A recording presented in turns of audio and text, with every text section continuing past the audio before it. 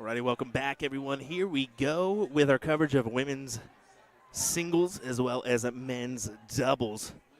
For the women, we are already into the top 16, it looks like, on some of our matches. Others are in the last 32, so kind of a good time to jump in on these ones. As we took just a little, probably more of a 30-minute break. Oops, sorry for that one. Messed up on that. Yeah, it took about a 30-minute break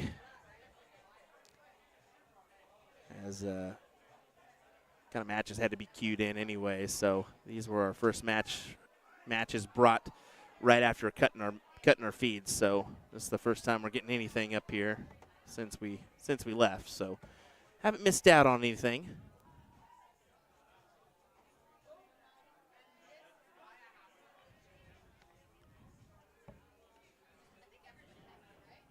Oops, got the wrong board mic on. That'll be fixed. There we go. That way we can hear the proper thud. We do have a other women's matchup on board 18 as well. I assume that we'll get probably the same treatment that we did for the men. So I'm assuming we'll get the ladies singles most of the way and dabble with the men's doubles once we get closer to a final based on what happened with the previous one. I could be wrong, but that's what I assume will happen. And I think we're playing a little catch-up on that men's doubles front anyways, as I think those finalists got to jump in on things. Yeah, we're in top 16. Whoa. We got 1, 2, 3. Yep, we got 6 matches done in the top 16 for men's doubles already. That is crazy.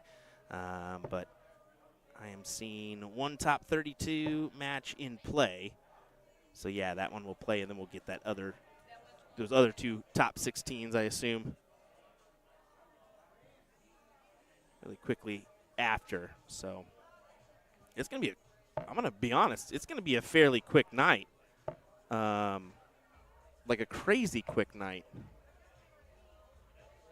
I mean, we have an extended format for the ladies, so that could be the thing that plays a factor. I mean, we're doing best of 5 in the opening rounds. Top 16, this will be a best of 7, so first to 4-leg battle. And your finals will be best of 9, but it's only 6:30, folks. And your next event starts at 8:30, so you got a whole 2 hours to kind of figure out things on the men's doubles and singles front. And I mean, you're sitting pretty. Let's be frank. Look at last year's events, because that's something that we like to do, is kind of keep track of timing as well as winners and numbers wise, because that's smart to do. It looks like last year your men's doubles was done at 9:20 and your women's singles was done at 10, and I don't think we're going to, maybe 9 o'clock for the women's, maybe. We'll see. But your champion last year was Stacy Tulloch. She won 2-1 over Andrea Taylor. And there was 54 ladies in the field.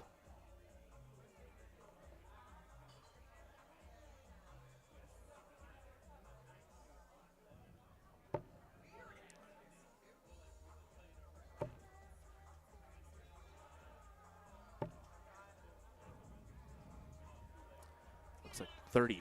I'm seeing 35 on our leaderboard, so maybe only 35 ladies here. So I know there's some other tournaments going on that will pull people elsewhere, so slightly smaller turnout than last year. Stacy Tulloch is sitting third in the overall averages right now in this event, 53.72. She's played 2 matches.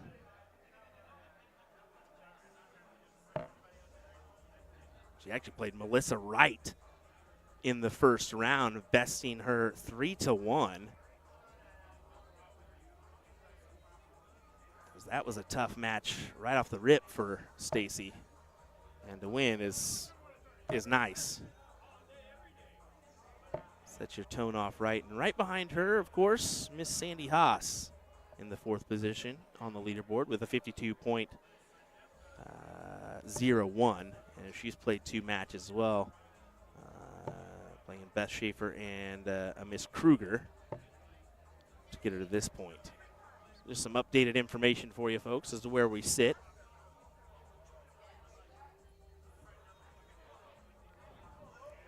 Sandy leaves a bogey at 159. So Stacy attacks here.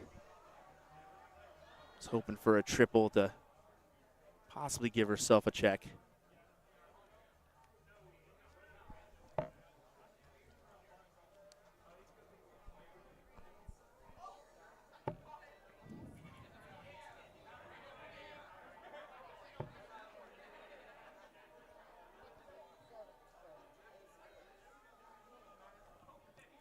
Linda, is there a way to see the players that you follow instead of watching what you guys select? So, yes, there is. Second, we don't select anything. It's the tournament that selects the matches that comes our way. So, just to let you know on that one. I know it's easy to assume, like, hey, we're in charge of that one. If we kind of try to get in the mix of things, it really causes problems, and the tournament just wouldn't run as fast. So that's why we leave it to the tournament directors. But let me give you that link. It's all provided by Dart Connect in their digital scoreboard system. So if there is someone that you want to watch, we'll drop this in the chat for you.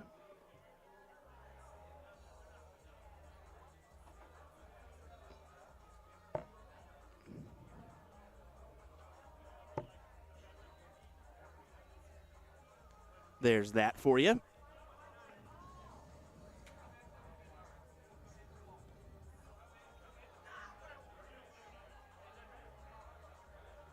Yeah, no problem. No problem. I think I need to lay that in the chat more, to be honest, just to help everybody out.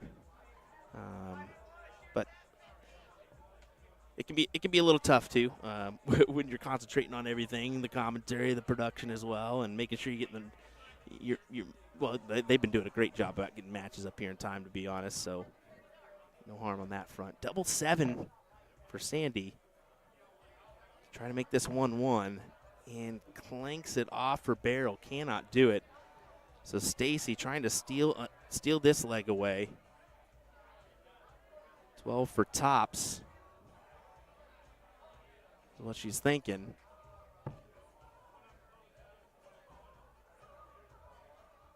Nah, she's got to kind of think about it. 43 remaining. Nope, she does go ahead and attack it with that route. And falls just underneath.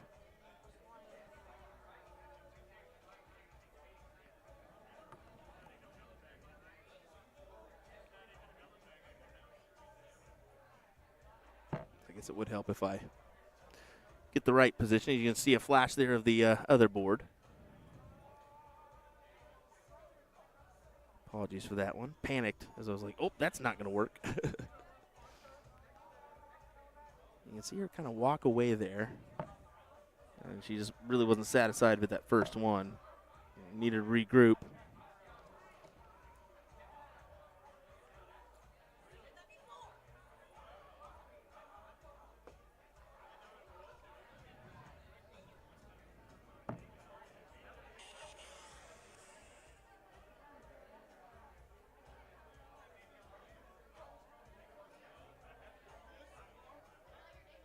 There we go.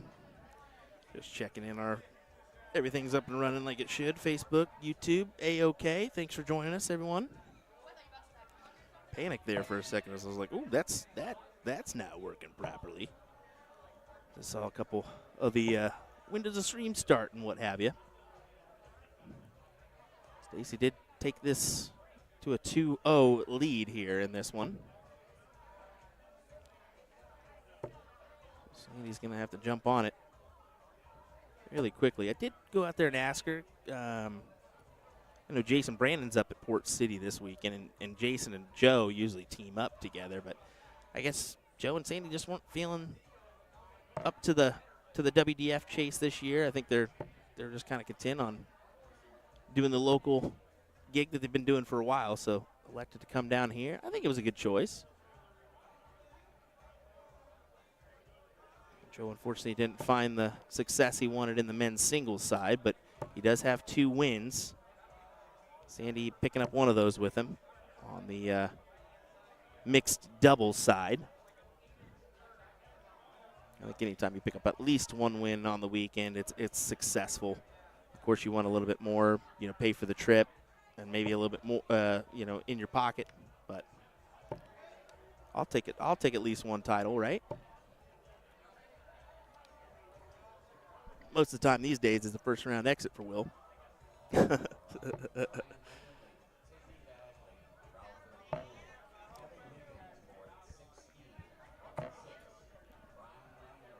having some struggles, not able to find a triple here to help herself or help the cause.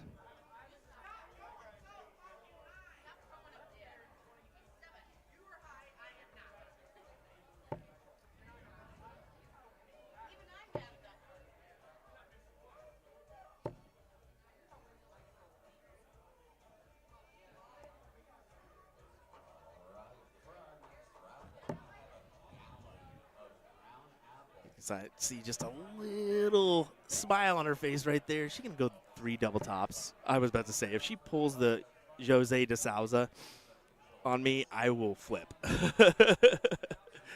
Linda's saying my granddaughter is playing her first tournament. How old? Well, I shouldn't say how old your granddaughter, because I may be mistaken for maybe she's mid-20. You never know on that one. But is she playing now? That's the ultimate question. Is she younger, playing in the youth tomorrow? But awesome to see some competitors in their first tournament. I know that we've got one on the men's side as well, maybe a few on the men's side participating in their first event as the game continues to grow throughout the world. The state of darts right now is in good hands. We're seeing it rise. 98 needed for Stacy.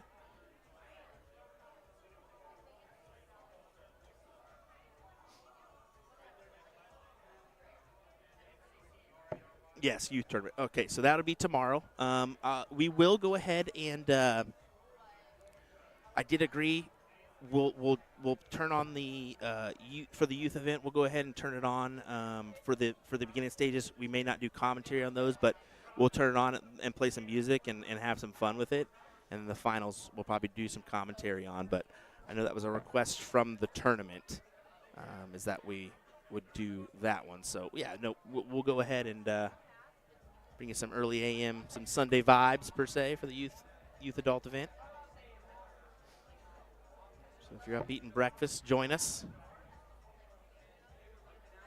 It's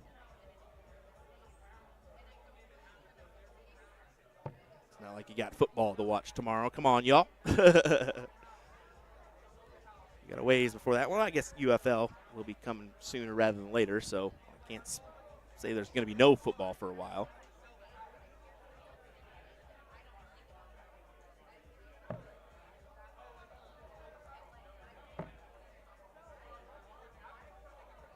Stacy manages to take out the 45 in 2 for a 3-0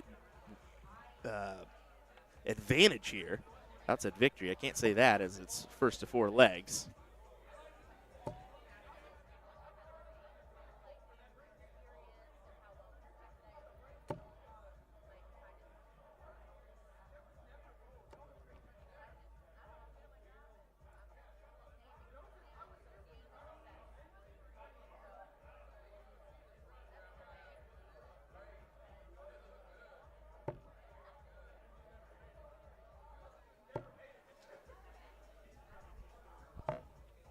Jeremy says, what time tomorrow morning? Local time, it's 8:30 start. That's a central time. And we got 2 age groups. We got ages 6 through 12, and then ages 13 through 19. So that'll be our ages there. I'm going to go with it's not going to start right at 8:30. So I'm assuming by 9 o'clock we'll have it running. So that's what I'm going to go with, maybe 9 a.m. Central, maybe a little bit before. So look for the stream on that one. Jeremy does let us know NASCAR is back on Sunday, correct? Where are they at this week? They did Daytona last week. Where are they at here? Atlanta, maybe? That's one thing I've been getting back into, the old, more dirt racing, but racing in general. My kiddo's almost 4 and really a fan of the mechanical stuff, cars, monster trucks, what have you. So, yeah, I'm getting involved in it. All right, how about a little closer view? Let's get into this one. We should start trying to work in some switches here. And I can. This is some great stuff from Stacy so far. I mean, a 68.61 now to a 66, but that could very well take her to a final spot here. If she keeps trucking on with that kind of average. Okay, there's a few names that she's going to have to watch out for, but she's already taken out Melissa Wright, which is a name you got to watch out for, and then this one is another one that you got to watch out for in Sandy Haas, but she's taking care of business so far.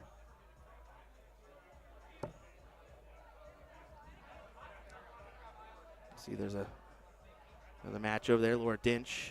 Do not know who the other young lady is, but we'll hopefully find out that information. We'll take a look downstairs real quick just to see what she ended up with that first start. Just a single 19. Maybe going down again. Yep, she is.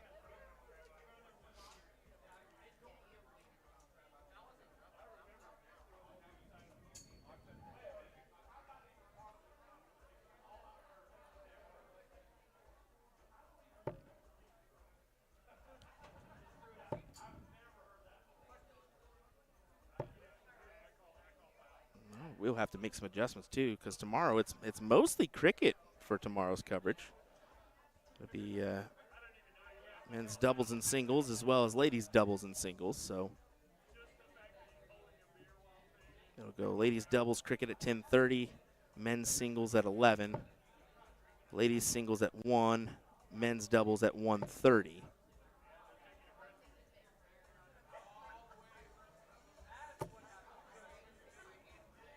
Good day of coverage we're going to have for you tomorrow. And if they continue with this time thing, it's not going to be a very long day tomorrow, I feel, as they've been pushing people to the boards here, folks. This has been crazy fast.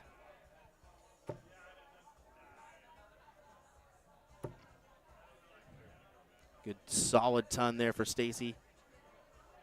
Adding pressure to the 146. Sandy, you almost need a ton yourself here, right? Kind of feel like she does.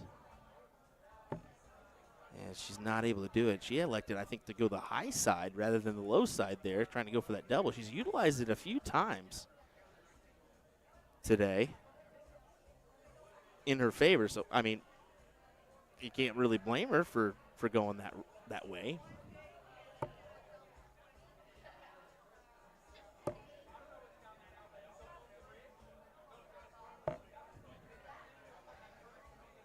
Catch her eyes shift on that one, but it's a good round at the board.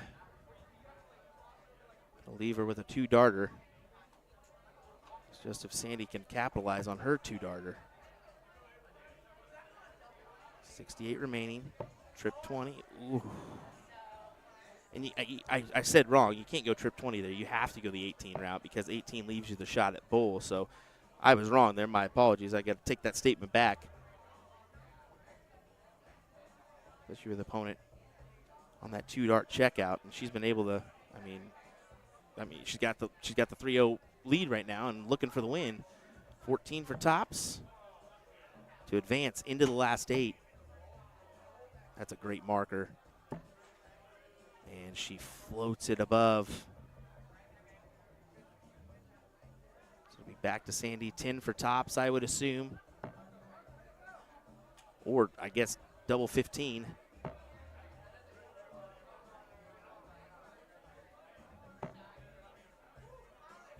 Too far inside.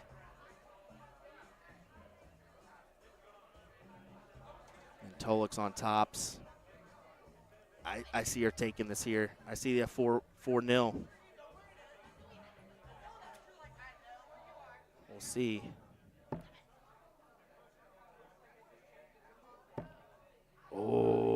just below, down to double 10. And it hammers the wire.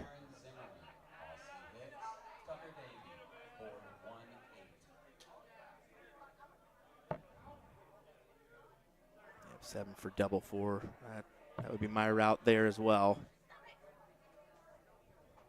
And yeah, she just throws her hands up and an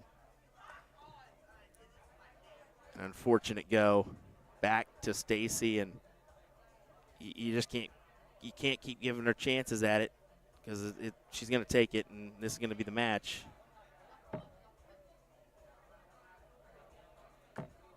Oh my, inching closer, but it's not enough. It's inside.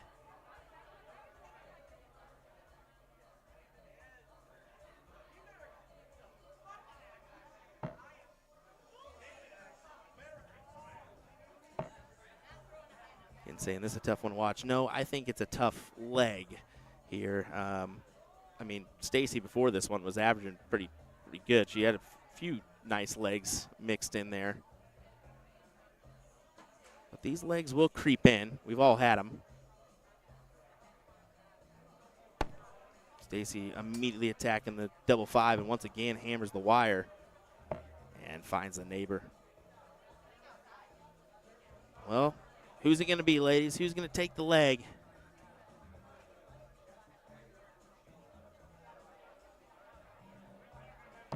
It'll be Sandy, as she keeps herself in the mix here.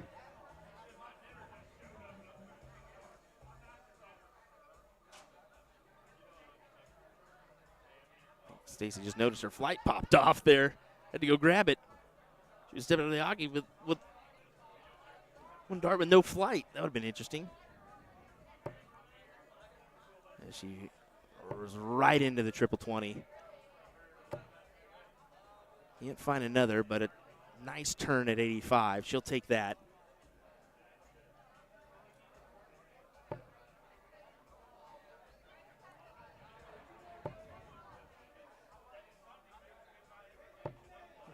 The scoring power is what's been noticed for me, out of Stacy.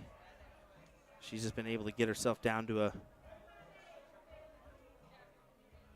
decent check almost before Sandy.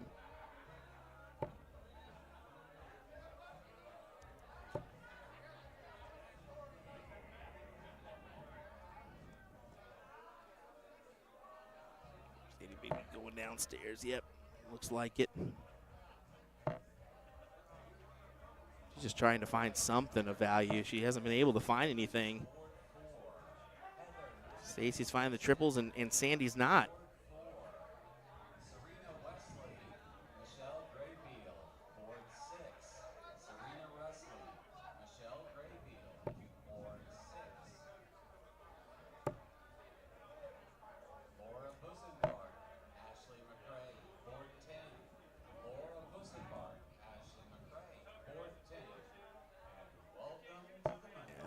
Sandy will stay down there on the 19s.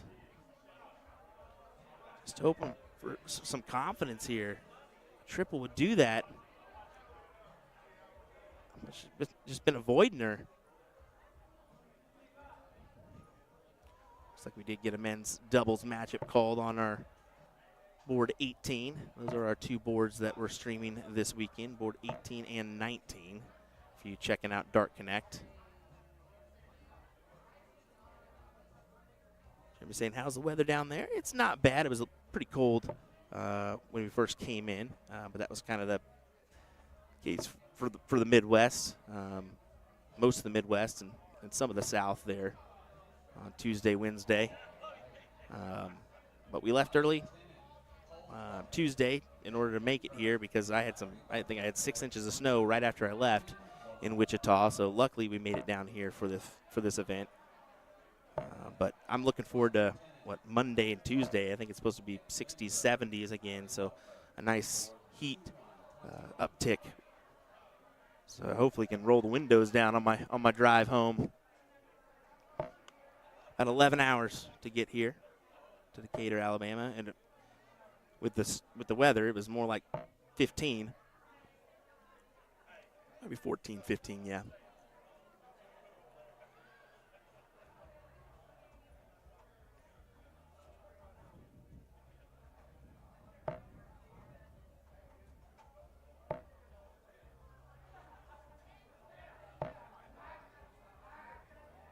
Triples have just unfortunately been non-existent here in this leg.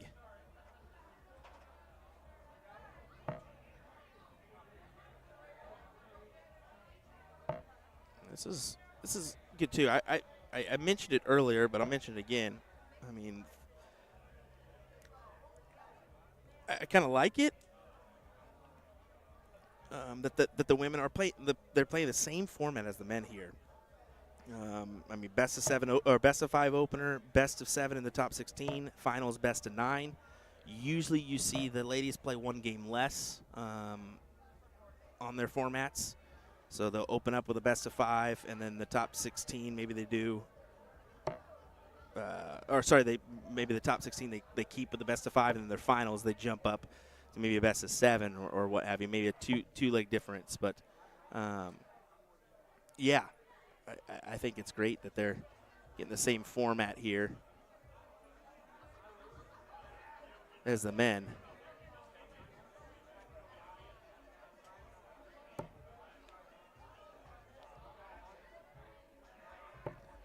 For Stacy, probably should have attacked the 18s there. 72 to leave bowl, but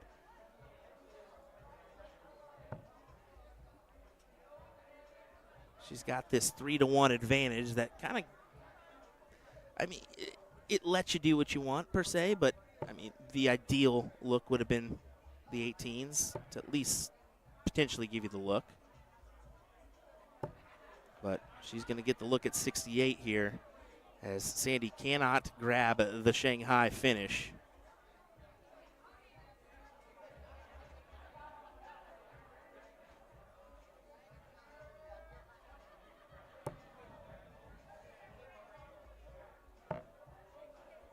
Oh, and misses the big 16. That's tough.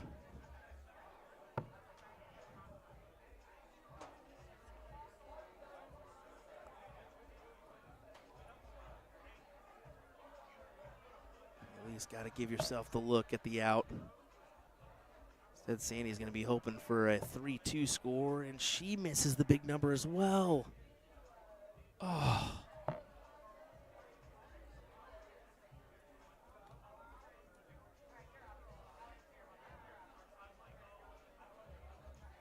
Ouch.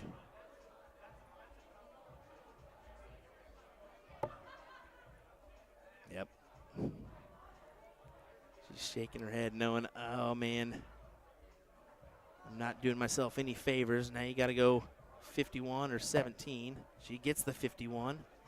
Now over to double 8 to take the match here. So we get a good rattle of the camera.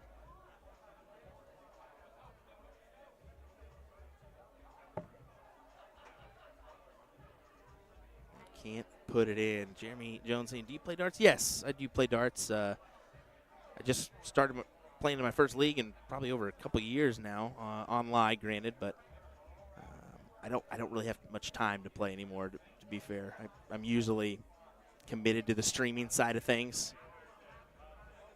And I got, it's not just being at events, it's all the post work too. So you got to do all the post-match clips and the shorts and all that. It's a content creator business, I guess, as Sandy does find it. Things are kind of getting interesting now.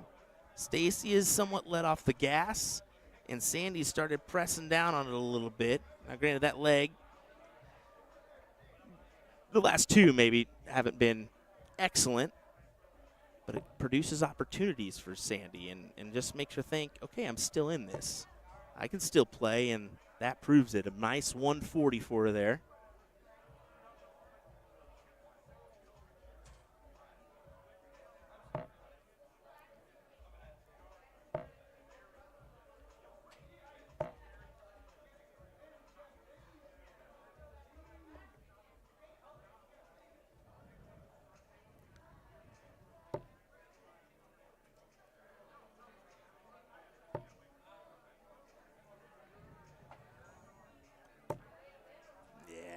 back-to-back 140s for Sandy. She's starting to find that confidence. Yep.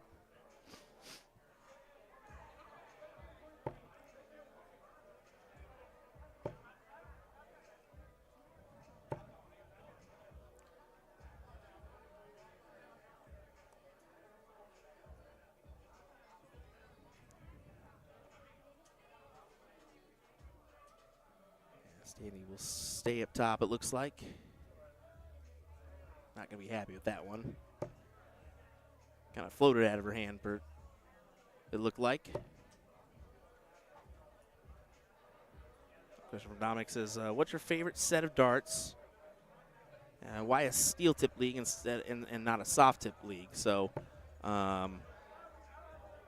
favorite set of darts, probably my own darts. I got the Colonial Alphas from at A2ZDarts.com. So go check those out. They're pretty nice set. But I elected for a steel tip league because there's not a lot of soft tip boards in my area. We got a few darts live boards that are blind draw, and then we just got a few arachnids in the area. But yeah, it's more steel tip in my area, and that's kind of what I started with. That's usually what I go to more is the steel tip side. Don't get me wrong, I do dabble in soft. I got a gram board at home, so. Like I said, I don't play much anymore. That's the key. Sandy has put herself in position here for 3-3, and she looked down and out at 3-0. But what a comeback this has become.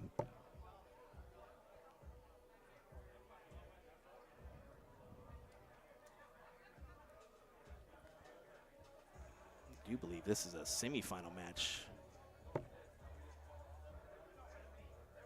No, it's a top 8 match. Okay, so top 8 match for the men on board 18. So I assume we're going to get the men's doubles final before we see a men's or a women's singles final ready. So just to tell you that ahead of time, that's probably the route we'll go, just as we did with the women's doubles and men's finals on the singles side, as Sandy gets the leg. How about an 18 darter for her?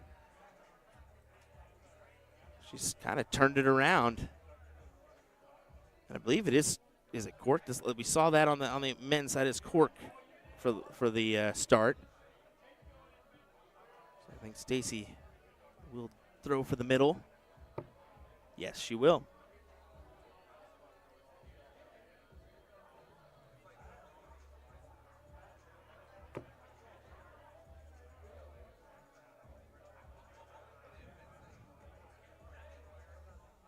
Yeah, it does look like we actually got one men's match in the top 16 still. So we got Larry Butler and Nick Lindbergh that just got called on board 21. So they're back there, as you can see. That is a top 16 match, so we will be waiting to kind of catch up on a couple of those. Like I said, we got nothing but time, though. We're well ahead of schedule.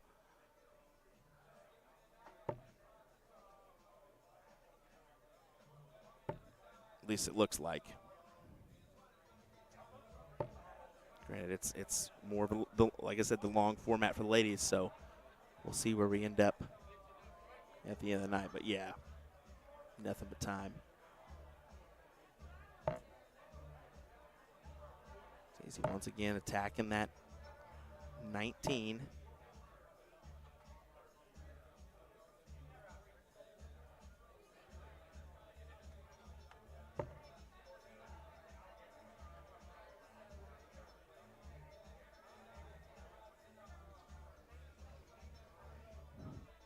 I'm going to say, and I also own a set of your darts, the soft tip version. Well, thank you. Appreciate you purchasing that one. Hopefully more people jump on that train. Because right now, Jen Mounts is really embarrassing me. I mean, just really bad. It was like a cruel joke. Someone informed me that my darts had sold out on A to Z, so I quickly went and checked, and yeah, sure enough, said sold out on there. I told Jen, I was like, that's pretty cool. Finally, we sold out. And then she messaged me back and said, so the website may be wrong. And I said, how many sets do we have left, Jen? And she said, 66. I said, that is absolutely absurd. Sounds like Will's about to buy 60 sets of darts. Just to say, hey, we finally did it, right? Well, this last leg decider has once again been a case of unable to hit the triple bed. I guess I should say the right triple bed. Who's going to be the one to do it?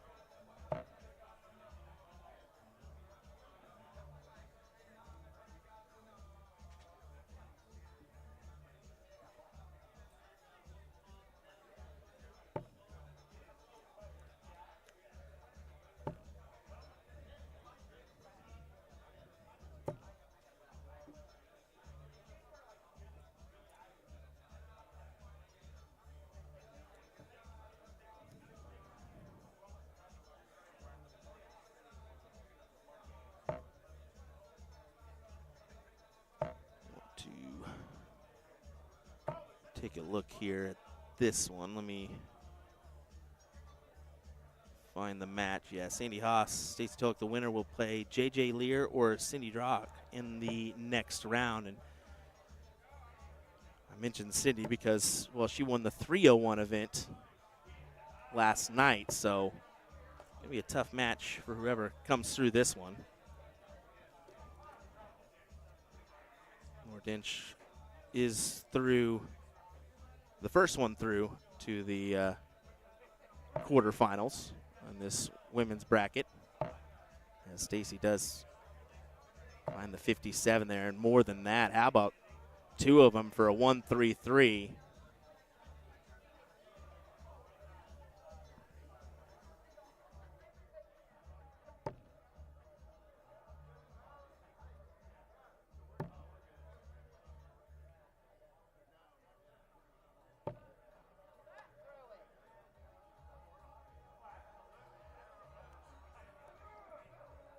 You can see Sandy not happy with that one. Yeah, she's still sitting at 200s. Stacey at 112. Oh, big kick. So we'll adjust that one. Sorry for that.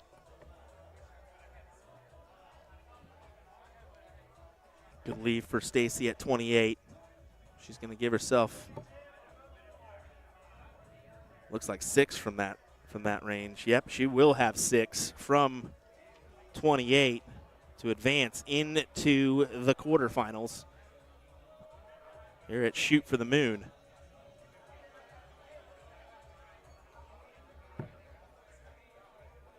Good marker. A great marker it is. She does it. And you can see a big hug there from Sandy.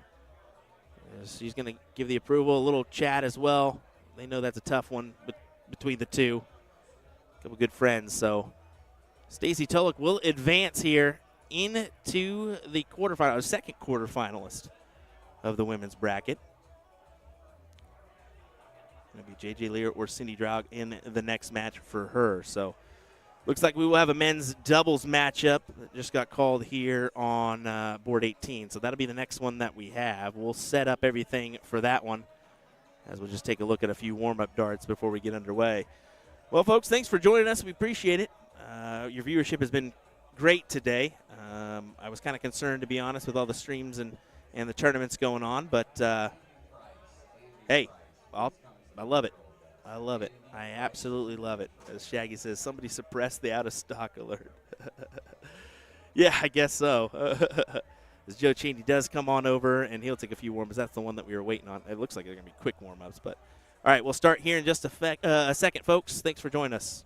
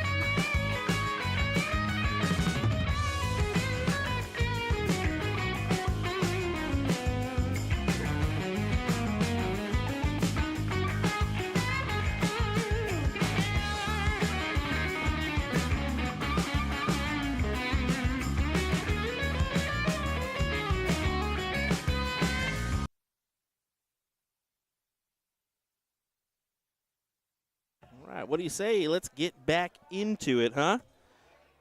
About a quarterfinal matchup from our men's double side. I don't know why that did that. All right.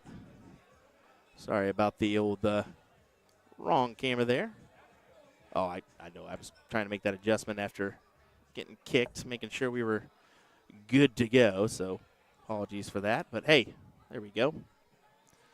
Back with the proper board that we're supposed to be watching. This is Brian Langley and Timmy Bagley taking on Thomas Baugh and Joe Cheney in this one.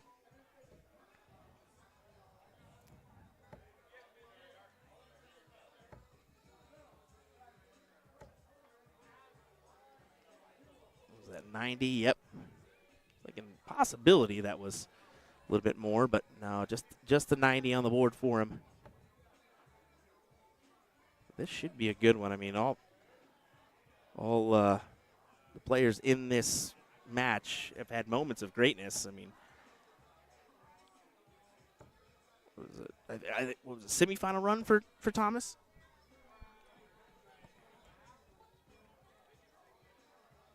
And Brian, I believe it was it all kind of joins together at the end of the day. I think he was a mixed triples run with Tulloch this morning. I believe it was second place for him. Maybe wrong. Maybe top 4. Like I said, I tried to remember everything, and it's tough to. That's not a bad round. You would, of course, hope for that 25 there. So that would have got him at the ton range. Right there. Let's go forward. No, I think it would have brought him down to 98. My apologies. But Thomas is saying, don't worry. That just about worked. That was just fine. Now we're going to see Brian does go the 20 route this time. Yesterday, elected for the 16. I just caught him in the elevator. I was like, did somebody tell you that I bagged on you a little bit? He's like, yeah. I was like, sorry. Oh, looks like a 20. So 1 for double 2 was the attack. Not able to convert.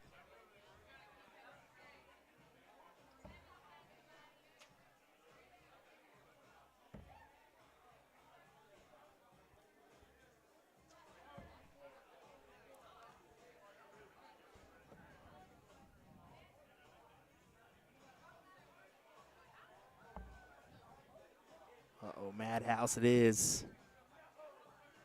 Can he grab it? He cannot. We'll go back to Langley for double 10.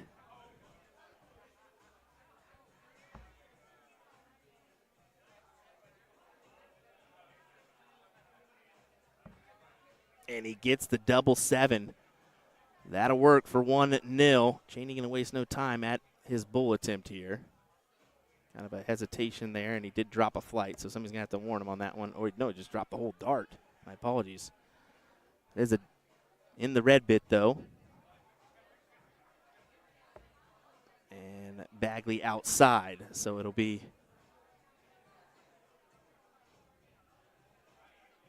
Joe and Thomas to start us off here.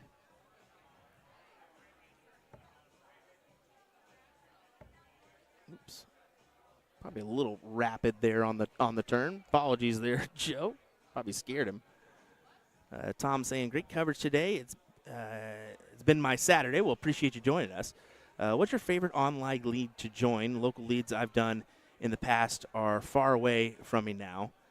Didn't think about online ones. Any suggestions? Well, I actually wrote a little article a few years back that the darts North American equalizer is online darts. Like in the UK, in Europe, it's easy for you to find someone that shoots identical to your average, whether you're high or low, kind of near you. It's not necessarily a far travel, maybe 30 minutes to find that extra person, or maybe even an hour. But you can play and practice with someone like your average fairly easy. Here in the States, it's pretty hard. You may have to travel 5+ hours. Some people have to travel more than that to get a good game. So, yeah, online darts knocks those miles and throws them out the window. It doesn't matter. It's easy for you to jump online and play somebody that's good, that's your average or better. So my personal favorites, I mean, if you're talking steel tip, DPFL is a good one. If you're talking soft tip, you have a few to choose from. I'm keen for PPD myself, but either way.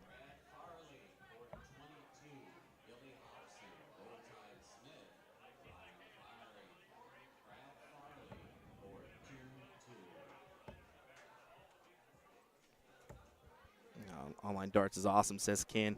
Yeah, like I said, it's just it keeps you going. I mean, it's so easy to go downstairs or go to your board, turn it on, and within seconds you can have a game. It's so easy, especially when like DPFL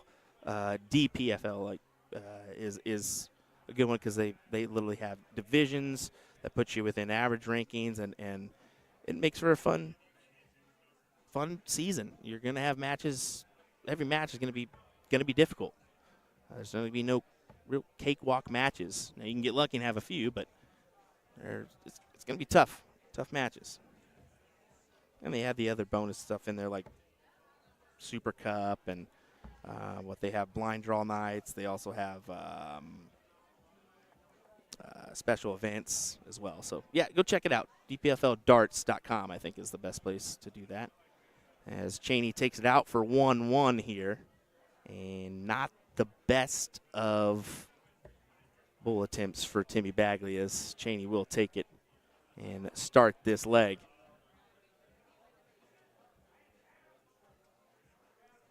Yeah, Tom, appreciate you joining us, buddy.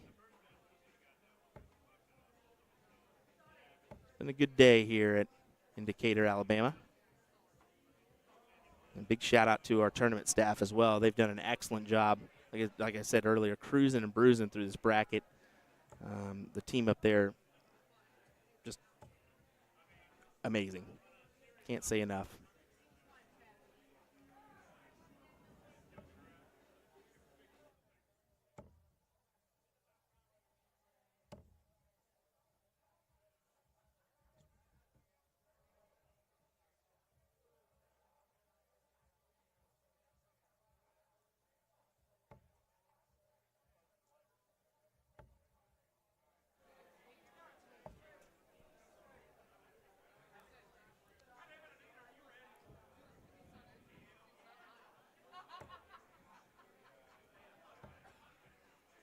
He's going to be the first with a good round. It's going to be Joe, the 1-2-5.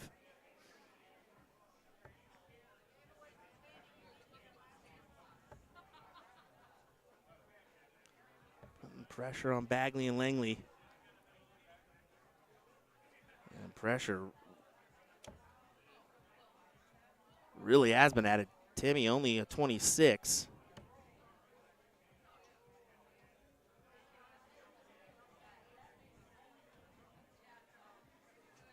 Guaranteed 2 turns before they can produce a checkout opportunity here for Bagley and Langley. But that is a great, helpful tool. I mean, 140 is great. I can't stress it enough. I mean, it leaves Timmy with the opportunity to go, if you hit the triple 20, great. If you don't, you hit 2 of them, go to the 25, leave yourself the 170. Or leave Brian the 170, but you got to hit the big numbers, Timmy. Unfortunate first. 6 from 156. Oh. Oof, that's tough.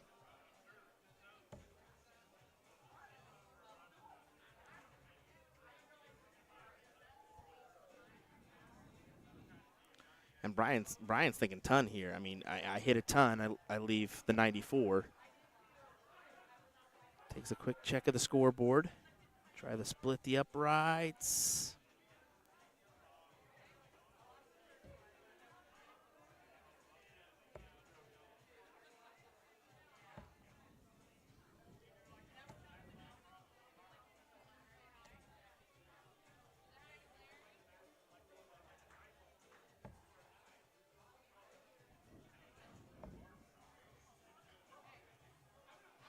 We'll see how Thomas goes out at the 108 here. I love a 108 check. Probably one of my favorite checkouts, just because the amount of ways you can go at it. 20s, 18s, 17s, 19s, all okay. Let's see how Thomas goes about it. He's going to go the 19 route, so triple to leave 32 and can't get it.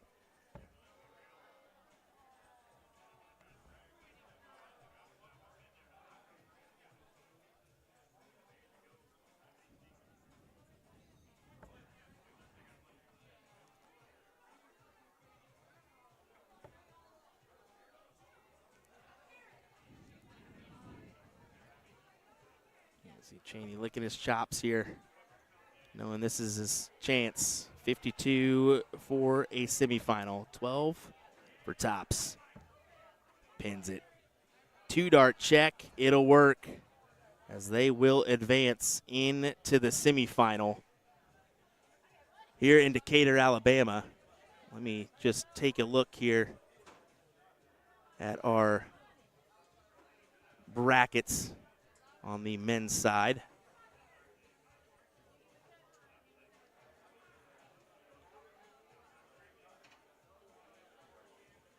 Yeah, looks like Tucker Davey, Hazy Hicks into the semifinal. They await either Peyton Mathis or Tommy Robershaw or Larry Butler, Nick Limberg. And then Thomas and Joe will await for Drew Roll Tide Smith, Billy Hobson, or Brad Farley and Ryan Freary. Hopefully we got those pronunciations right. So give us a second, folks. It looks like we'll probably get the men's matchups first. Let me take a look at the women's bracket. Yeah, it looks like we've got 3 matches now. We saw Stacy. Cindy did advance, so it'll be Stacy Tulloch, Cindy Drog in the top 8 there on the women's side, and then Lord Dinches is the only other one through. So we got 1, 2, 3, 4 ladies matchups. Oh, Angela Temeko did just beat Nicole Vanderwalker. There we go. Yeah, so we still got 4 women's matchups to go to get us to the quarterfinals. We'll see what comes our way next, but I assume the men's matchups, we'll ride that out to a finish, then we'll see the ladies. So hang tight, folks, as we look to conclude our coverage here. Only 7:30, but we've only got a few more matches remaining. To be honest, I think on the women's side we'll have, the top 8, top 4, and finals. And then, of course, on the men's side, the semifinals and finals. So stay with us, folks. We'll round out our coverage here shortly of our Saturday events here at Shoot for the Moon in Decatur, Alabama. We'll be right back with more action in just a moment.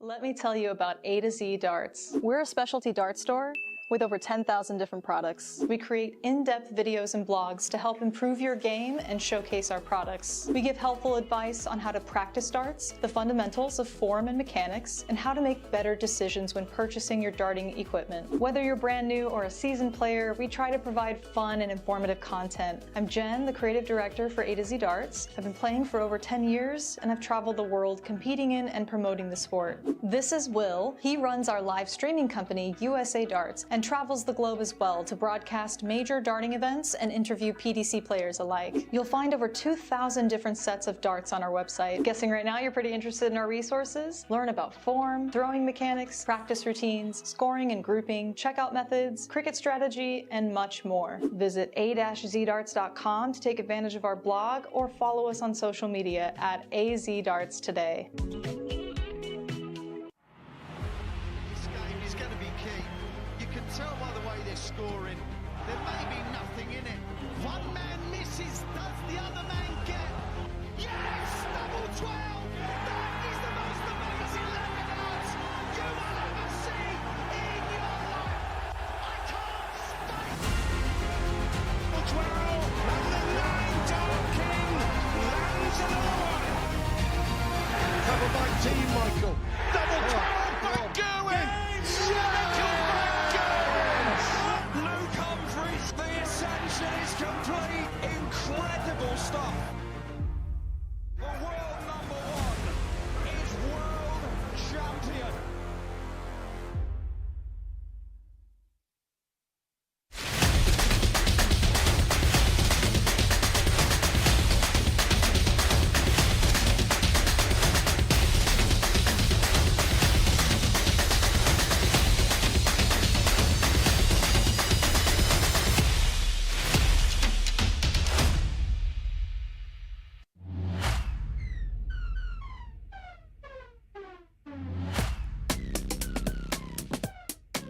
We're going to talk about other players' techniques. I'm going to mention myself. Obviously, it's altered over time. Do you find yours has altered, or have you managed to stick to it to the same fundamentals throughout your career? Yeah, I think there's quite a differentiate of the way I throw each week, to be honest. I think there's different grip patterns. One minute I hold it right on the tip of my finger, then I'll hold it in a little bit more, hold it back here. You know, it's all dependent on the grip of how I feel. Certain weeks I feel like it needs to be on the tip of my finger. The other week it feels like it needs to be on the inside. It's quite strange, but I feel like you adapt your throw all the time, and I think that happens to a lot of players as well. It's something that I don't know if my throw will change in another year, to be honest. I might hold it differently, but I certainly do change my grip patterns every week or so. It's just what I feel comfortable with. In this video, I'll be going head-to-head against the entire staff in a thrilling best-of-3 match. But with a twist, we'll be relying on the Omni auto scoring system to keep track of the scores. How accurate is this thing? We threw nearly 1,000 darts to put the Omni cameras to the test. All right, double 4, here we go. No. Miles away. So far off. The Omni cameras are detecting exactly where the dart is landing on the board with instant recognition.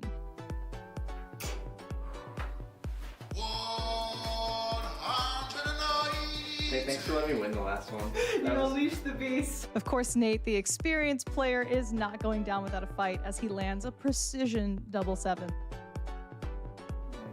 Yes, game shot and a match. That's cool. The score is being calculated for you in real time, plus the element of the darts caller from the app. They work. Alrighty, well, we got a second. I figured I'd just zoom in here on this Nick Lindbergh, Larry Butler versus Mathis and Robertson here. I think it's Patrick Mathis and Tommy Robertson, Robershaw. My apologies. Here in this one, this is your quarterfinal matchup on the men's side. So we'll keep it right here for right now until we get another matchup in our streaming area, as you'll be able to tell, because if they come up on this board, they'll be walking in front of us. So I figured this is probably the best angle for us. Is Larry Butler on about 3 and a 180, it looked like there. Yep, 125. So, all right, we'll keep it right here, folks, for you to at least enjoy some more darts action before we get one on our main feed here. So we'll be right back with more in just a moment.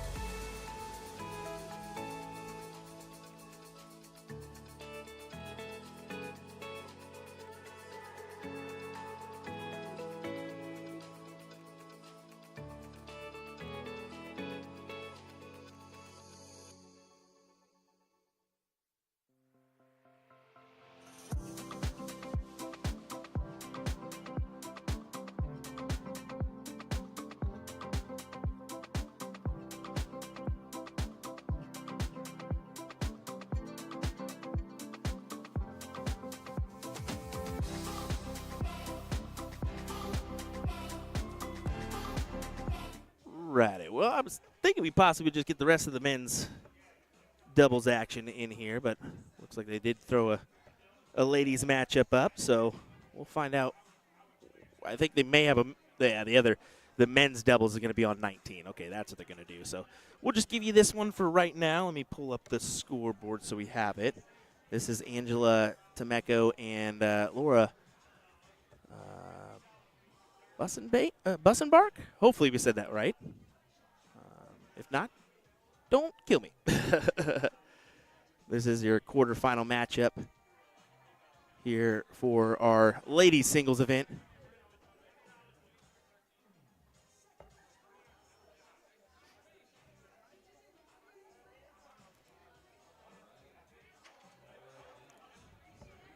Do apologize. Went out there for a second and got thrown into a conversation, and next thing I know, I look over and Nick and Larry are already done with their match, and I just left it there for you all. So that's all right, though.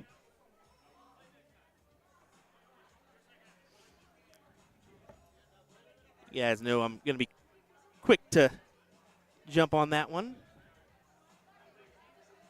All righty. Brandy Felch joining us in the chat. A few others as well. Thanks for joining us, everyone. We appreciate it. Whether you're watching on Facebook or YouTube, like, follow, subscribe if you have not. We definitely appreciate that one.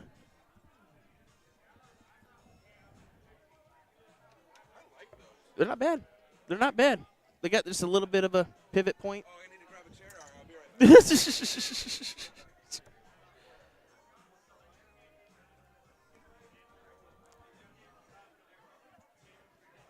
He's like, do I need to grab a chair? I'll be right back. I think he's seriously grabbing a chair here.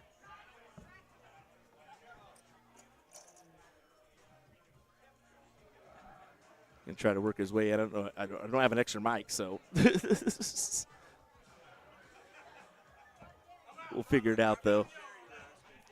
Pull it in here. Like I said, I'll have to set up everything, but it'll take me a minute to do, but we'll get it. We'll get you in here before we're done here. I've used this a few times because what you did Music City, right? Yeah, yeah, right, yeah. Talking with Clay Matson, right? It's just Madison. Okay, so it's just Madison with 2 T's. Yeah. No, that's good. That's good. I was kind of questioning it earlier. I was like, is that right or not? But looks like we'll about to get underway on the men's matchup here for the semifinal. So just that's a semifinal, this a quarterfinal. That's where we'll probably head. But doing that these ladies started, we figured we'd at least give them some respect and put it up there first. And they're going to be going after the men's doubles matchup. So let me go ahead and jump on over for a second. And it's tough because we do have the 2 boards, and we want to give respect to everybody and at least show what we can. But with the 1 board cam, makes it a little difficult to show both matches at once. So I'll adjust all the good stuff. Get into it. This is Farley and Freary taking on Thomas Spot and Joe Cheney in this one. Now, how far is Chattanooga from Nashville? 2 hours. That's not far at all. Have you seen? Do you know Thomas pretty well? Played him at Choo Choo Classic. Okay, so Clay's saying he played him at Choo Choo Classic. He's a good player, man. No, he's good. At Choo Choo, I'm sitting on 32. He takes 80 out tops. Like I had 300 points. He was unbothered by it. Well, he said Choo Choo is sitting on 32, and Thomas had 80 left, and he goes tops like he was sitting on 300 or something. Yeah, that's confidence in your throw. I'm surprised he didn't end up in the final, but just kind of fell flat on that semifinal today on the men's singles front. But I'll tell you, Ralph surprised me, man. Like, yeah, I had a buddy say that he doesn't come around too much, but when he does, it's dangerous. I never met the guy. yeah. Clay's saying that Ralph surprised him. I agree with you there, Ralph. Right when I saw his throw, I was like, "Ooh, I like this." But I mean, he was peppering that triple 20 bed all day. And I mean, he had probably 10 bounce outs on the day too until he finally scraped his darts up a little bit. But yeah, pulling off the victory, and I'm glad that they showed up for the final too, because there were some moments today where it was a kind of a weird event. Yeah, and then Tracy having the 170 finish in the final was superb. But yeah, I'm glad that one ended up being Travis Stacy. Yeah. Did I say Tracy? Oh, my apology. Oop. Mixed them together, I guess. My bad. But yeah, that was a great 170. Well, here we go. 8 is going to be the look for Cheney. Sean would say, but I'm going to go with everybody misses double 4, because everybody's been missing double 4 today. And there it is.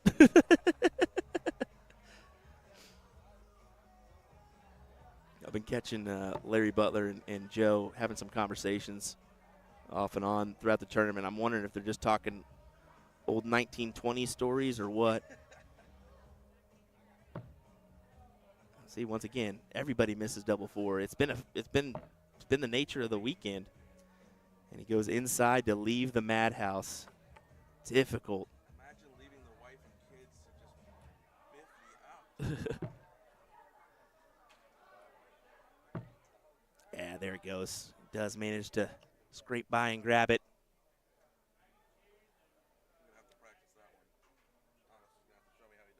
Yeah, I don't know how the grip is. That's one thing that I want to have the slow-mo effect. Yeah, and that's why we do a little bit of the slow-mos, that if you've been seeing those. It's just kind of to point out that not every throw is different. I mean, we posted the one with Danny Baggish, and he turns his whole hand when he pulls in. It's crazy. Like Luke Humphreys, Luke Littler, they both do that. Yep. Yeah, it's insane. Everybody's grip is different. Me and Brad Farley played mixed trips here 2 years ago. Made the semifinals against who's the guy from Georgia? Buff dude, where's the visor? Not Chuck Gowen.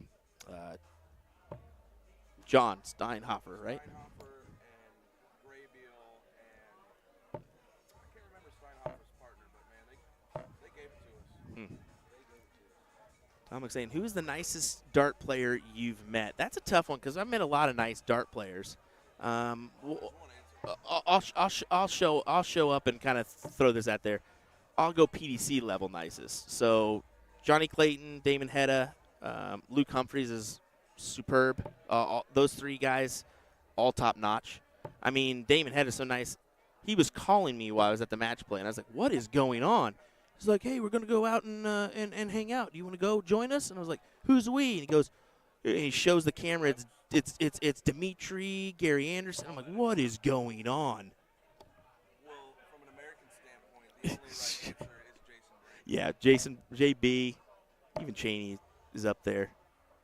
But yeah, Jason Brandon is. That's good to hear about the pros over there, that they're really good dudes. That's It's what. always nice to see them, to see that they're good people off stage. That's the thing about going overseas and being involved with some of that background stuff and seeing all that.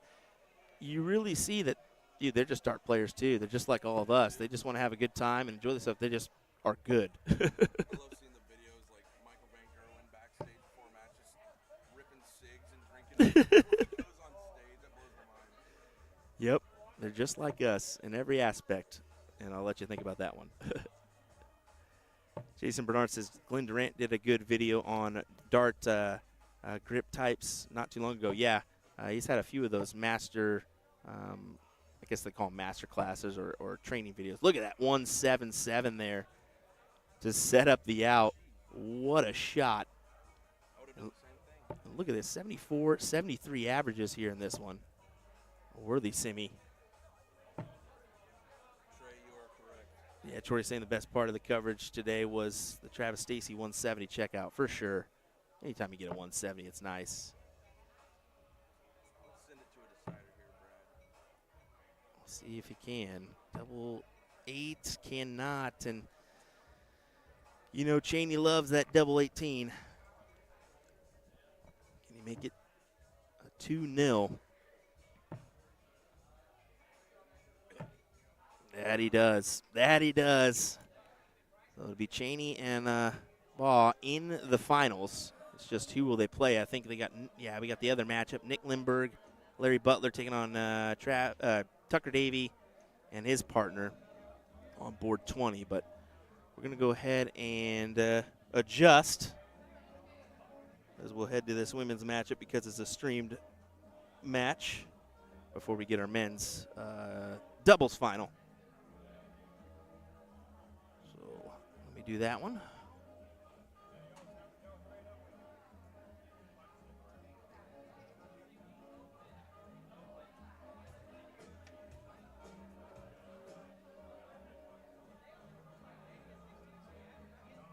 Took me a little time to do to be fair, but hey, we're trying. That's the key. Gonna see his better half doing the chalking duties. I shouldn't say better half. She's the better half. She's the better half.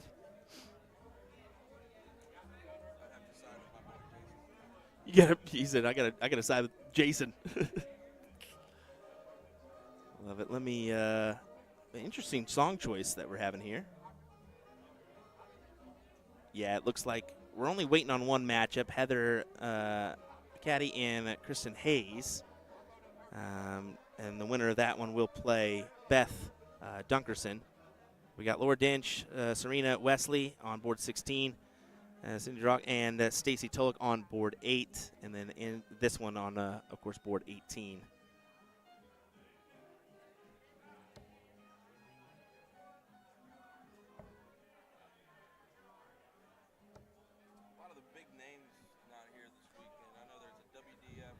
Yeah, Clay saying a lot of the big names aren't here this weekend. Yeah, you're right. Last year we had, Danny Baggish. You had Alex Spellman, Leonard Gates.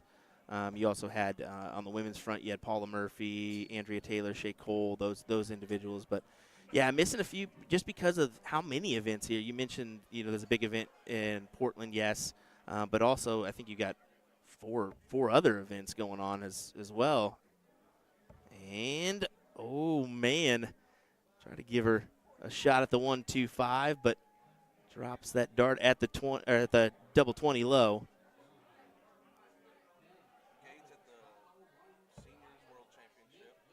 Yeah, he fell out. It did finish today.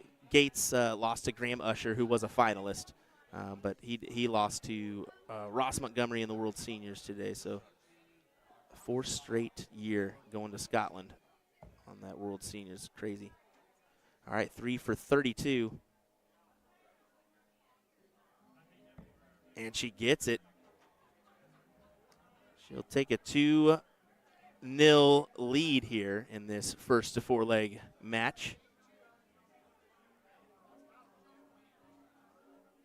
You ever called a 9-darter?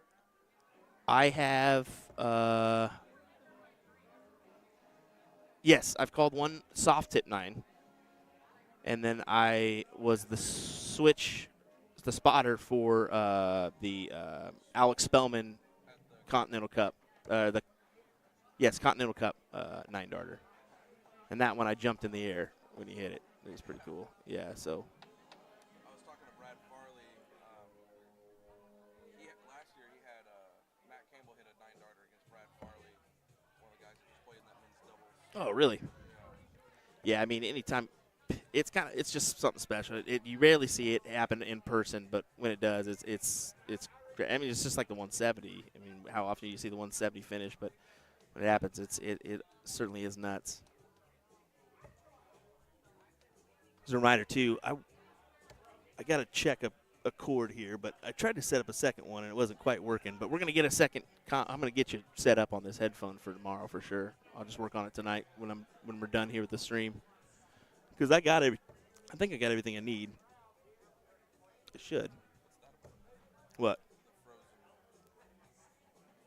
Oh, that's just it's just it does that from time to time. Yeah, our feed. So, huh? just a service that we push out everything onto. So yeah, it's just a little something different. Just gotta get to OBS. This is just a real production software. that's why. A little bit fancy. Presence of streaming great. Yeah, no. It does look like Nick Lim. Checked out Clay's Dart School on Facebook. I mean, what are you doing? Clay giving a shout. He says, check out Clay's Dart School on Facebook. Definitely do it. Definitely do it. But it does look like we'll have a final here for the men's. It looks like Nick Lindbergh, Larry Butler did win that. Let me check.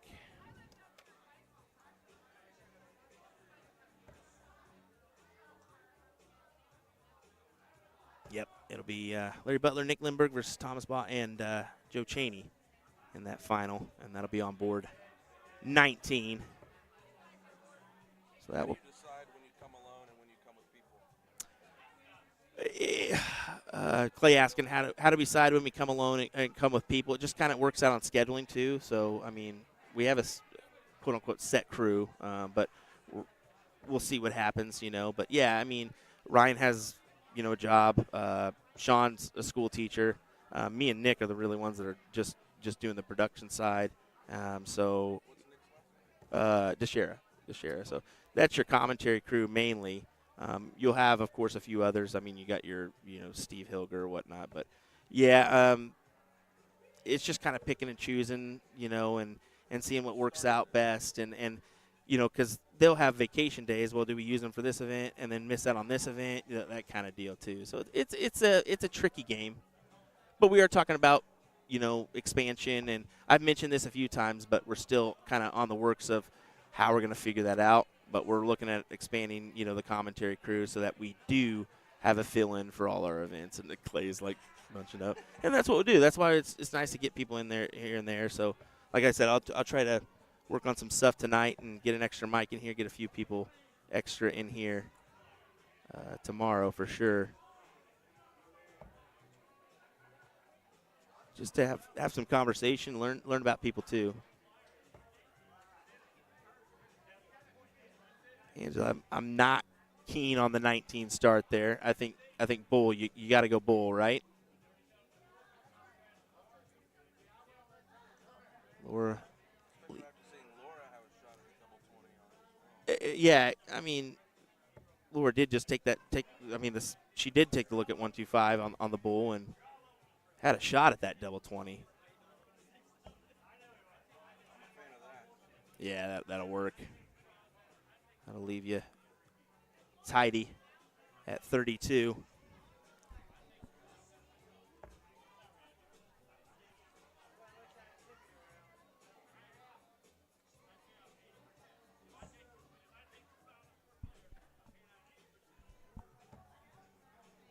And she can't convert there, so Laura trying to go 3-0 ahead here with a double 16. Not a bad marker dart. Goes inside. And Do you remember Todd brush it Bunch? off. What was that? You know Todd Bunch? Todd Bunt. I don't recall. Went overseas. Well, old head. Played with Danny Pace back in that era. Yeah. They were killing it. Yeah. His son's here. His son's Mason Bunch. Oh, okay. Mason Bunch here. Mason's real good. Yeah, I think I started out 2017 with darts, so I'm still pretty new, honestly. But I think I got around really, when I started doing the streaming was when I really got around nationally because I only travel like 6 hours outside my hometown. See you play more. Yeah, I know. I wish I could play more. As Laura does get the leg for 3-0. Looks like I thought we were about to start there on our men's matchup, but then everybody vacated, so we'll keep it right here a little bit longer. Don't want to miss much of that final. We'll still have a few matches on this women's side to go before we see one, but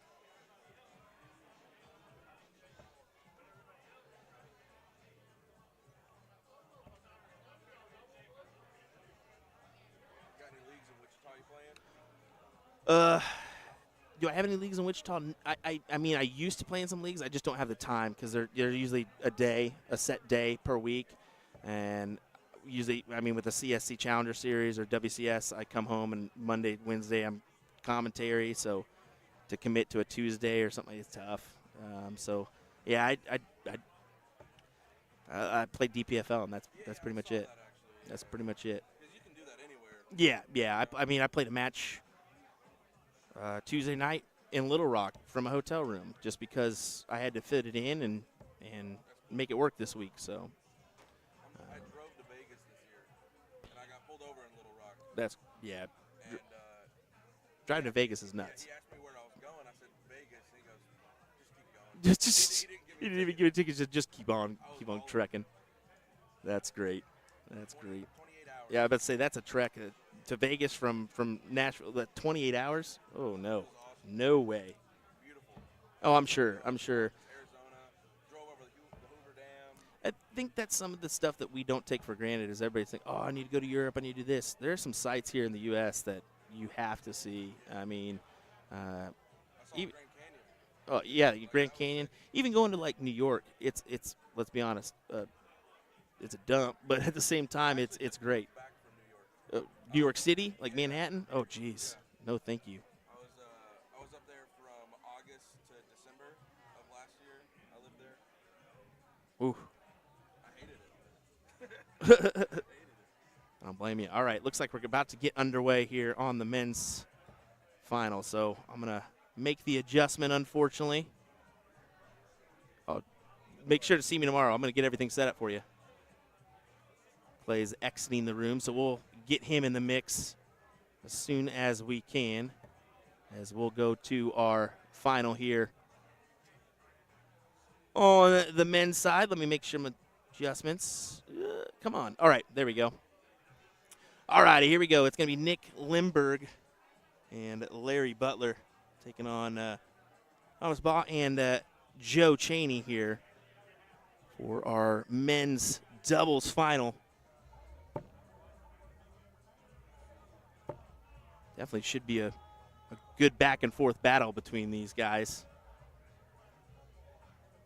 We all know the legend that is Larry Butler. And he's showing it right here. Not a bad 140.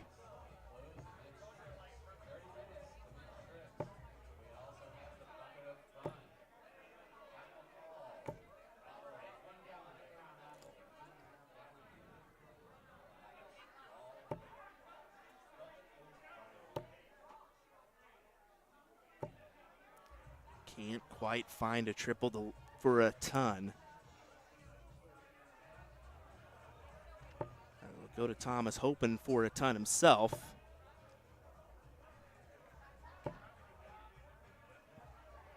Looks like he grabbed it. Yes, he did. It was a ton. Good shot for him to barely put them out in front point-wise, but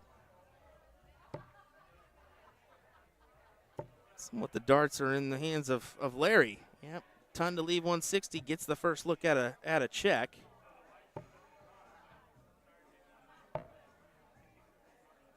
And that's without the start, so that's going to feel nice, and they're going to have more than that as Joe only grabs 58. Oh, boy, does this go? 160 finish would have been amazing.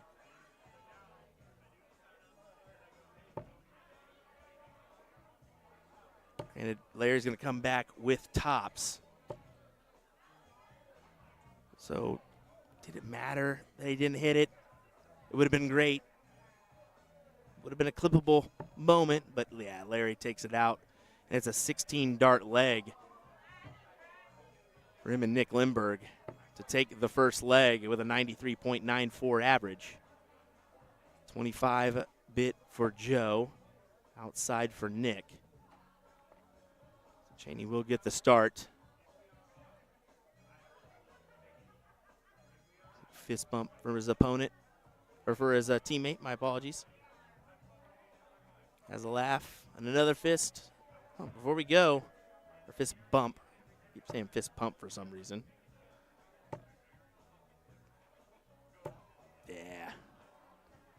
Good 140. Can Nick answer with one of his own? At least a ton? No, just 43.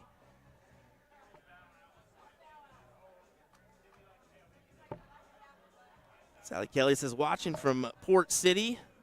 Love you guys. Well, love you. Thanks for joining us. We appreciate it. We know that's a popular event up there today, so say hello to everyone.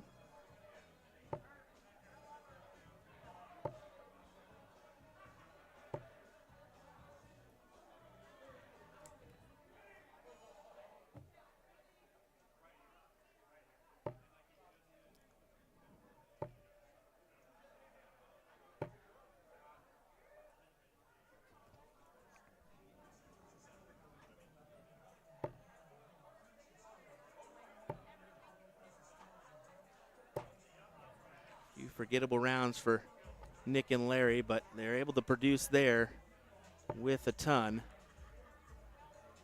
Thomas is going to grab a nice 140 to set up Joe with 60 remaining. Try to make us 1-1.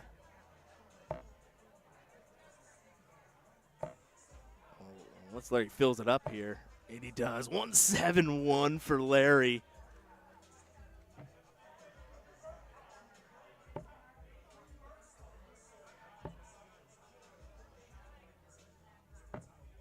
Oh, and he gives Nick a look at the 142 for the title.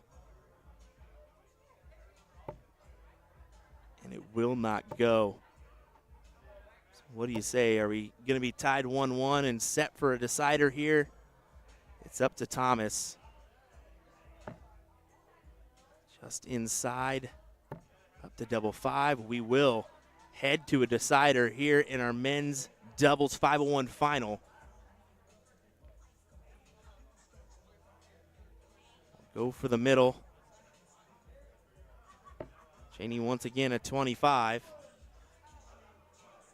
Trying to better his pull from last time. Does do that with a 25 of his own. And another.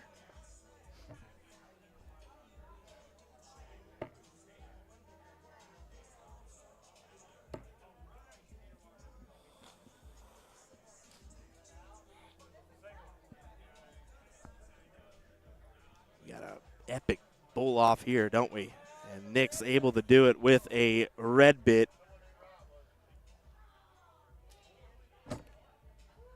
That was a subtle kick there from Nick. As Nick and Larry get the start here in our deciding leg.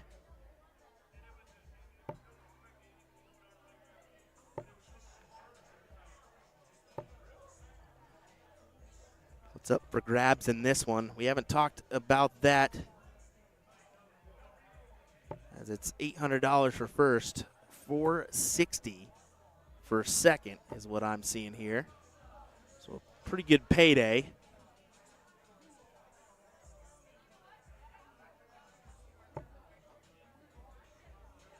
Larry will go downstairs. Yeah. He's one that will make that switch often if he needs to. He's not shy about staying and starting on the 19s either. And when he does, he's content with it. He's fooled me a few times on that one. I'm like, oh, surely he'll go upstairs. Nope, staying down. That ladies' matchup is still going on between Angela and Laura, just to update you. It's got to be a 3-1, 3-2 scoreline now.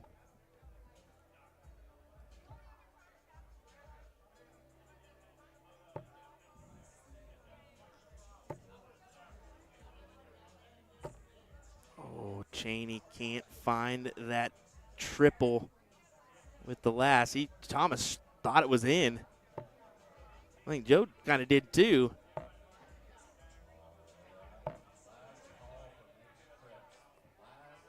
Larry says, I'm still here, boys. I'm right behind you.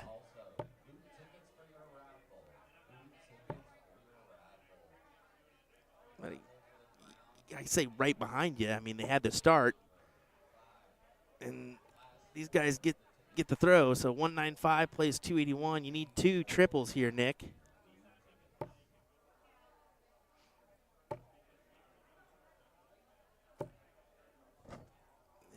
throws up his hands and knows. This just got a little bit more difficult. And right when you think you do, Cheney gifts you one. That is exactly what that is, a gift.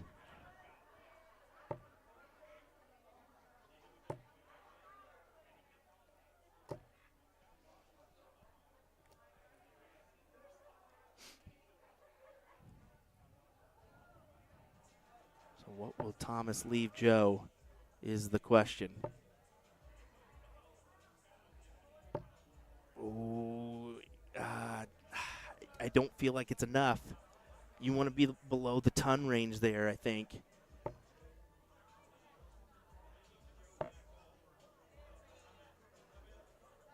We'll see. Joe's still getting an opportunity. 4 19s for Bull, 6 19s for double 6. Bull. And he pins it. Joe Cheney and Thomas Ball get the job done on a 1-2-6 finish. Wow. Wow. What a shot. All right, we're going to go ahead and set everything up. I'll need to get pictures of these guys, so we'll do that one in just a moment. We'll see where we're at here on the ladies' front.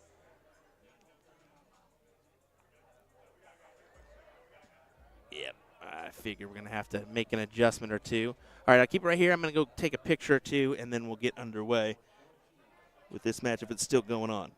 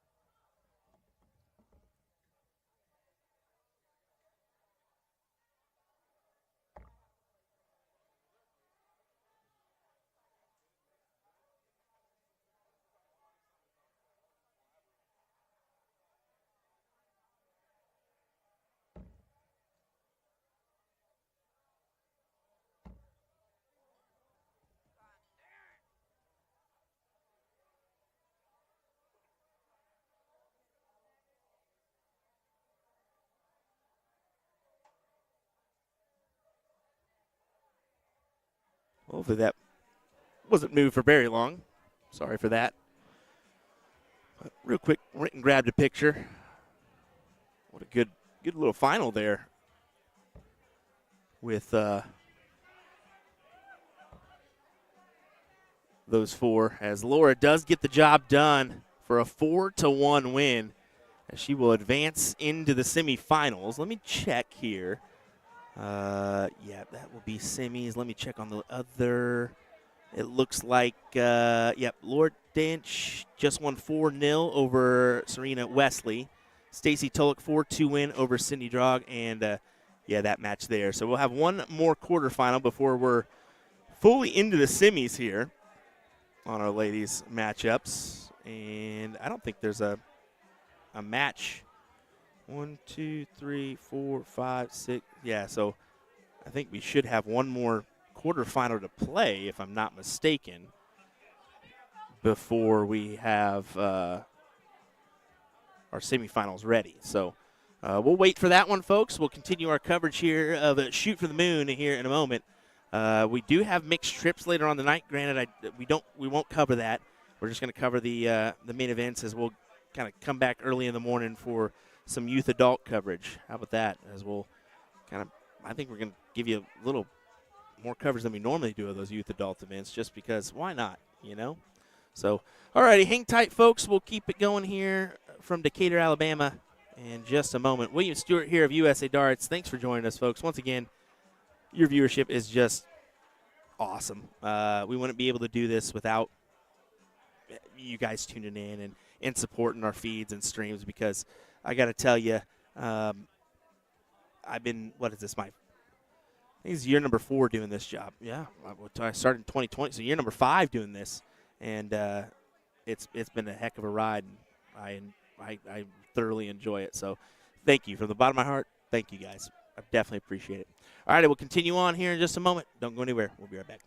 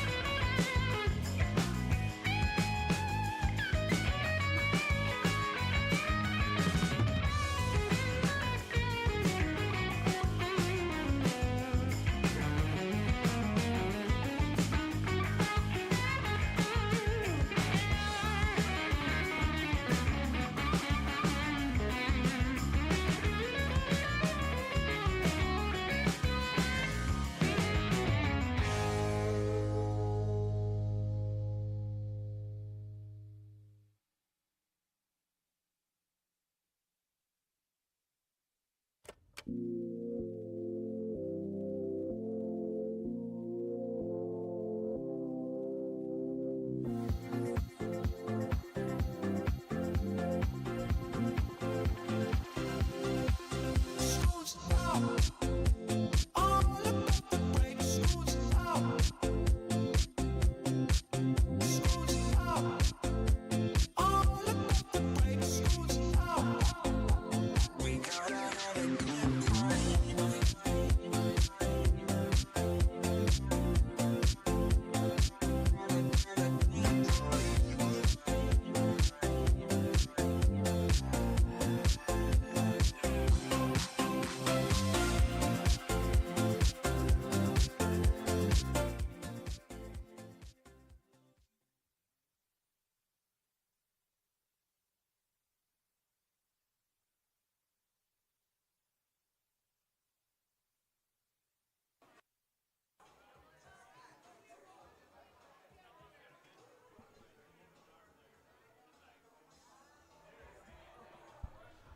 Alrighty, ladies and gentlemen, welcome to our semifinals here of our women's singles 501 event.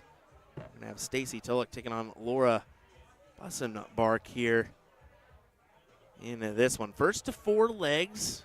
We'll continue on with that format. In the finals, it will bump up to a first to 5 leg format. We are underway with our first semi. It does look like we will get another semifinal after this one, as Beth Duckerson and Heather McAdee, I believe that's how you say that, is going to be just underway in their top 8 matchup. Yeah, just underway. They've only thrown, 6 darts each. So that one just getting underway in the first leg. Go ahead and do a little bit of adjusting so we can avoid the gap there and at least show a little bit more of the players. You can get a better look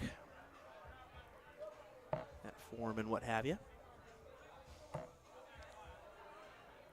think this will be a beneficial angle at some points if I can pull the other player camera over so we can take a look at, throw line every once in a while would be nice, just to see their approach, what have you. So maybe we'll do that. We'll pop that up there here for a second for Stacy as let's kind of see her approach to the throw line here, the Aki.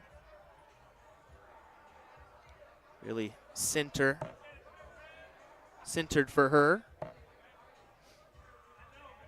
We'll do the same for Laura. Rocking the Hey Dudes. But yeah, she's a little bit over more to the left, but still fairly centered on the line.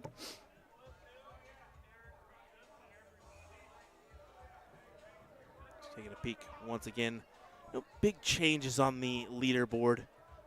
Stacy Tulloch is the 3rd, and overall averages at a 54.41. Laura is 6th overall. She's only at a 44, so the averages definitely sway in favor of Stacy here.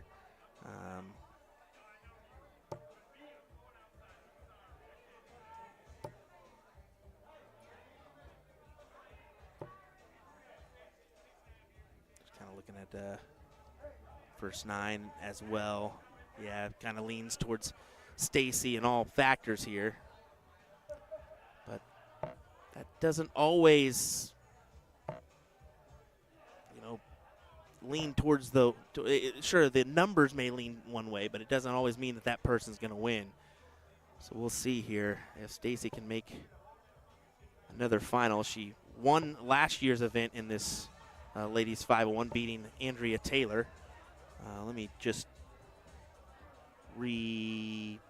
pull that up, get the information that I have on that final. That was a 2-1 victory for Stacy in the fight. So 2-1 victory. Is that right? No, they didn't. Yeah, they did. They did play a best of 3. So a big jump here for the ladies from last year to this year on format. Yeah, it was a 2-1 victory for her over Andrea Taylor. She threw a 58.23 compared to Andrea's 59.47. But yeah, much significantly longer format here in this one. even at the start, you're playing more because you're playing a best of 5 from the get-go rather than a best of 3. I was surprised that was. I didn't know they did that last year. Well, it's nice to know they're always making improvements or trying to. Making the format jump as we try to better our skills here in North America. Jimmy Smith saying, watching from England. Well, we appreciate you tuning in. It's a little bit late for you guys over there, isn't it? I should say early for you guys. Is what, you're 6 hours ahead. So, was it 4:30 a.m.? No, that's not wrong. That's right. Wrong. 2:30 a.m. My apologies.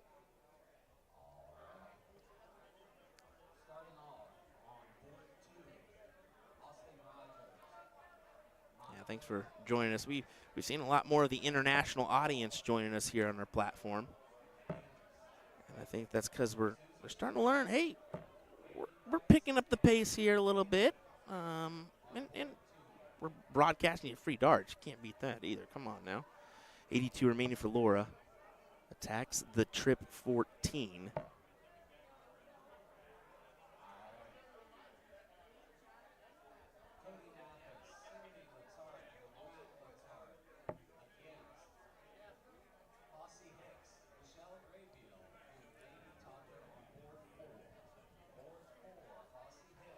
Tolik needing double 8. Kind of zoom in on that segment and see if she can grab it for a 1-0 advantage. Two great marker darts, and yeah, she capitalizes with the last. As you can see, turned right away, gave some knuckles. Speaking of good markers, that first one was a good one for Laura. She can put it just underneath, and she can't. Unfortunate 28 for her.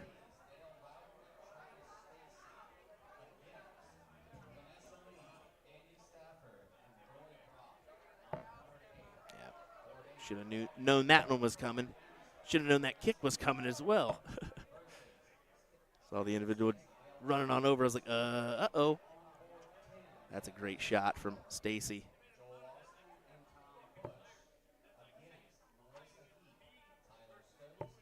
Great opener indeed. 1-2-1 for her.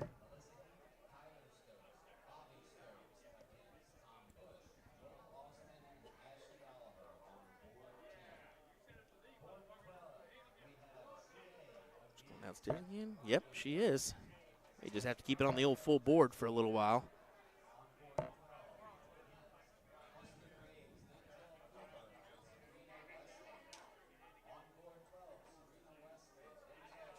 Jimmy already let us know he's watching from England. Where are you guys tuning in from? I asked that a few times. Not a lot of response here and there. But what do you say? Let us know. I'll give you a shout out or two.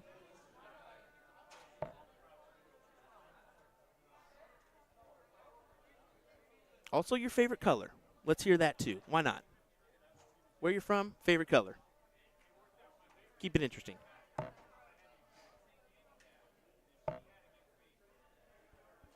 And clear ain't a color. Jump out in front of it. 69 for Stacy as she finds herself at 216 after 9. Laura well back, 200 plus back. So really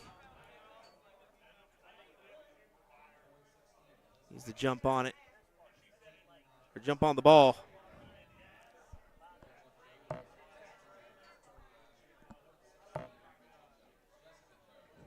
Does look like we're just getting some mixed triples calls underway, as that's what I'm hearing in the background. That event starting right on time, 8:30 start, 8:33 local. So big, once again, big shout out to this tournament staff. Just incredible.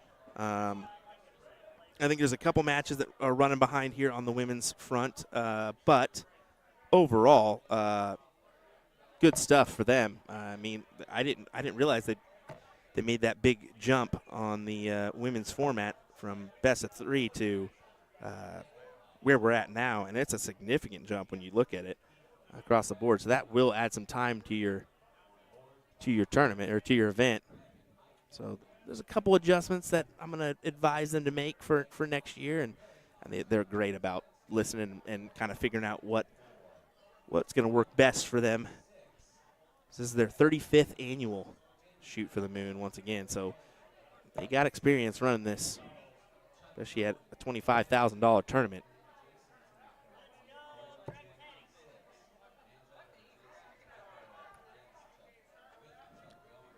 The baby flying squirrel saying Wisco and yellow. Nice to see some Wisconsinites joining us. Kate's saying, do they do mixed triples instead of the blind draw? Yes, tonight it's mixed triples and no blind draw. They had a blind draw early bird on Thursday, and they had a blind draw last night as well. So, yeah, just adding the mixed triples and taking out the blind draw. And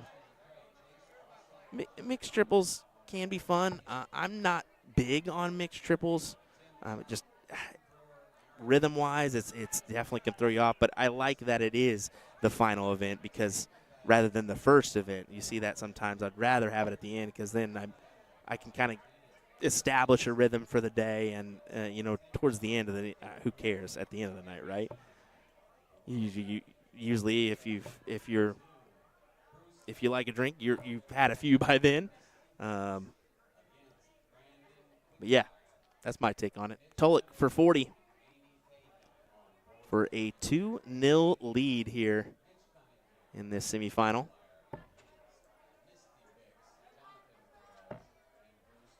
Ooh, does she bust? Yep, I would bust there too. Good call. Somebody poking in to say hello there, Tommy. That's funny. Ken says Clarkston MT and Gray. What was that? Minnesota? Montana? MT. I think that's Montana, right? Clarkston, Montana? MT? I think that's right. One state I've never been to in Montana. I'll have to venture out there sometime. Montana, Wyoming. Need to get out there. Okay, 140 to leave 12. Why not? Stacy gives her acknowledgement of a good shot. As once again she'll eyeball this double 10. She's had a few swings at it and finally collects for 2-0. Let's see. Hines are jumping in there to do the chalking duties. Appreciate it. Yeah, once again, she fooled me on the 19s, and now I thought she was going to go up, and I would have been mad. Kate says triples is a rhythm killer. I never got into. Yeah, it is. It's difficult. You're going, you're approaching the board 1 in every 5 people, or 1 in every 6. So you got 5 people to go through before you see that board again, and how many chances are you really getting?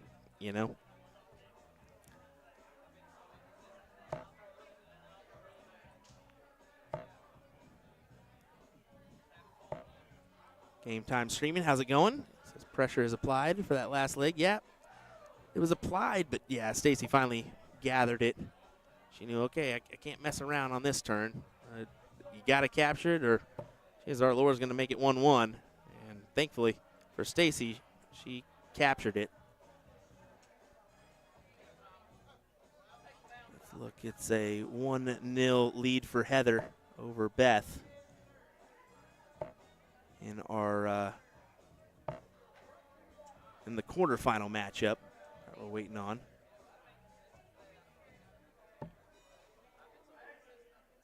Yeah, it looks like most of our matches are going to be top 64 for those triples. So, for grabs in this one, we haven't gone over that. So, $700 for first, $340 for second. Top 4 is going to take home 160, and just to mention it, because we have one match in the top 8, it's 115 for a top 8 finish. So not really, great payouts for our events today.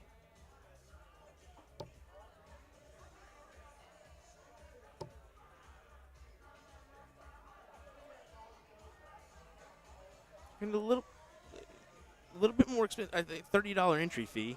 I think we normally what you see 20, 25. So a little bit bumped up, but then again, I don't play darts anymore, so really I don't look at that entry fee cost much.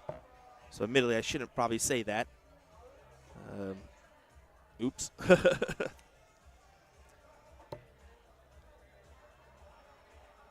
But compared to some events, I mean that is cheap. I mean you have events that are bigger events that'll run you 100 plus to get into. So when you factor that in, not bad, especially for the format. The extended format is nice.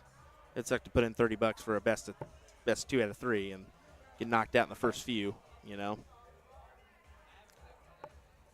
28 to at least give her a look at a check at 152. Chances are Laura should pull this down. It's just to what? Oh, not ideal range. I always hope for a triple to add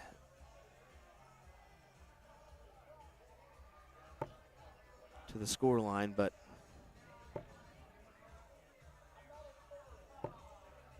at least kind of out in front here, and especially against throw. If she can break here for 2-1, it's a little, like, again, a confidence boost, and that's really what it is. It's about being confident in your throw. You can lose a lot of being just somewhat unconfident, where you maybe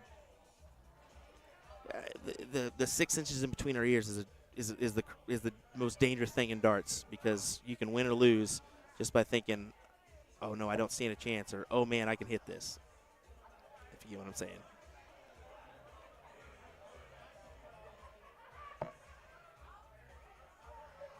Two sixes for 12. She'll just set up the tops if she returns. 89 for Laura. She will go 19 route, 20 for Bull. Bullseye.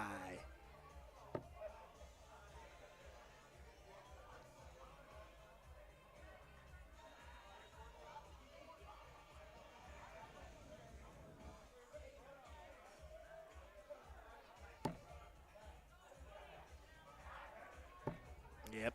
Tolek 3-0 lead here in our semifinal.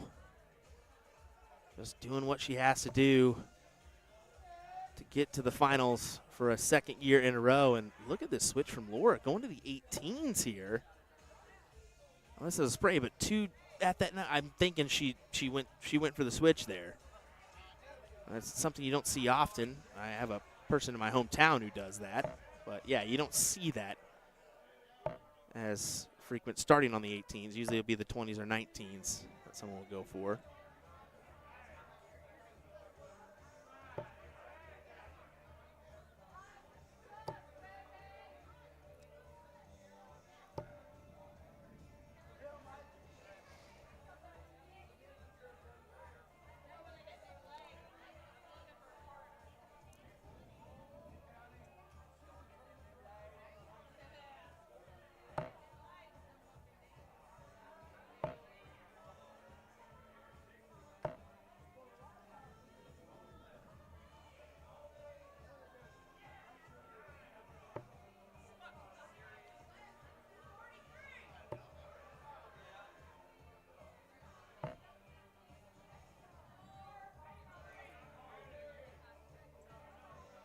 The ideal turn for Laura.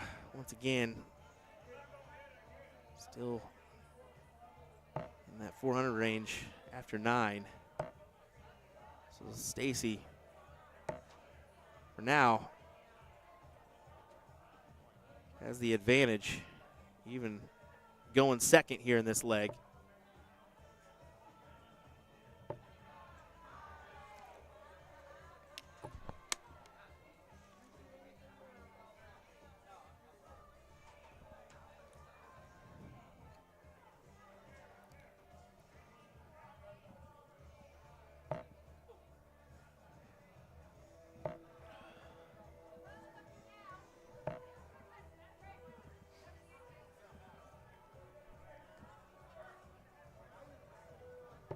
No better time for a ton than now, Laura. No better time for a ton than now. There you go. Lays it right in. Exactly what she needed. Gotta put some pressure here on Stacy's throw. I guess I shouldn't say on Stacy's throw. I should say on Stacy rather than on her throw. It can kind of be confusing as she started second in this leg.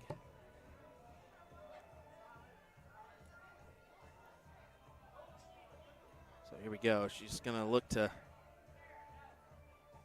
leave herself a check here. It'll be up to Laura to at least hit the 320s to leave a 170. And at that, even at that, I mean, percentage-wise, hitting a 170, I mean, what do you, less than 10% maybe? I give it 10 on the high side, but it's just probably more like 5%, I would say. But that's exactly what she does. She leaves the 170, and Stacy leaves the bogey at 162.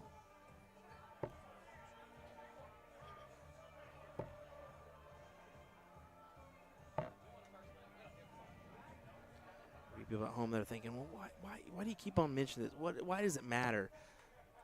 You know, I'm not going to hit that out. I'm not good enough to hit that out. You may think you're not good enough to hit that out, but if you don't leave yourself an opportunity to hit it, you're never going to hit it. You get what I'm saying? So leave those opportunities to set up the potential for a check, and you never know. You can win some legs off that. That's why it's so important on the PDC front and at the higher levels to have your math correct or to start in the right spots in the 300s. Even, you know, I asked Michael Van Gerwen, I said, hey, buddy, when do you start thinking about a checkout? 501. That was his answer, 501. So Stacy leaving 80, and Laura not going to take out this 1-4-3 here after that first. So Stacy win this here for 4-0.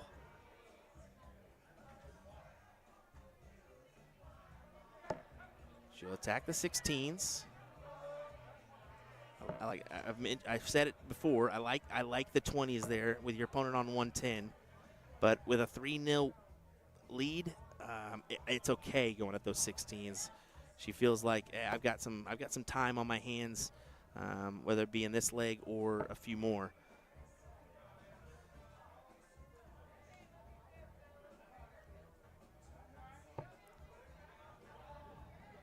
Reagan Windsor, how's it going? Just seeing your chat here. Probably won't be streaming trips because it'll be a little bit later, but and I'm getting up early for the youth adult in the morning. But Stacy looking for double 16, and she gathers it, and she'll win 4-0 here to advance into the finals. Trying to make it back-to-back years, back-to-back titles here in our ladies singles 501 at Shoot for the Moon. So we'll see who she's going to face. Let me check that other matchup here.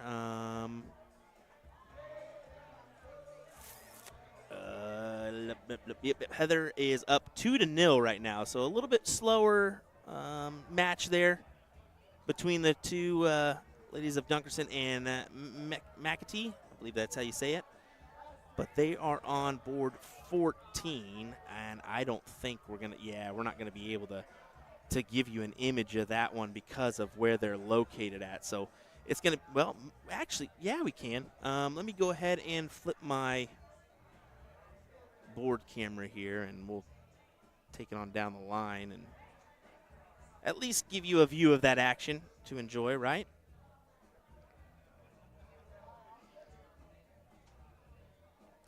There may be some people blocking us from doing that. Yeah, I think so. It's going to be a little bit more difficult than we thought, as we got a match in a couple boards down in the way, but I'll switch it on over and at least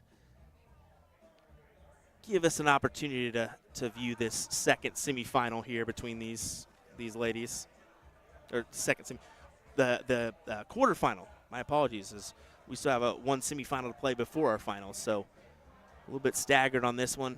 As you can see, they're just taking a little bit more time, a little bit more technique, technical throwers, I should say, rather than rhythm, and that's okay. There's no, what is it? I don't think there's a time limit with the throwing. I mean, some people will put a time limit on it, but you can take your time. So we'll just keep it right here. I'm going to find the match on Dart Connect and at least post the put the scoreboard up there for us to view. There we go. Yep. And we'll go about it like that. I'll throw some music on, and I'll keep an eye on things. Kind of hard to commentate from this view, and I know it's not the ideal look to watch a match, but it's something rather than nothing, right? So that's what we're trying to do here, at least give you a view. So give me a second, folks. We'll have our semifinal coming up here a little bit later on after this one. So don't go anywhere. Still a few matches more to go here for coverage of Saturday night's events here at Shoot for the Moon.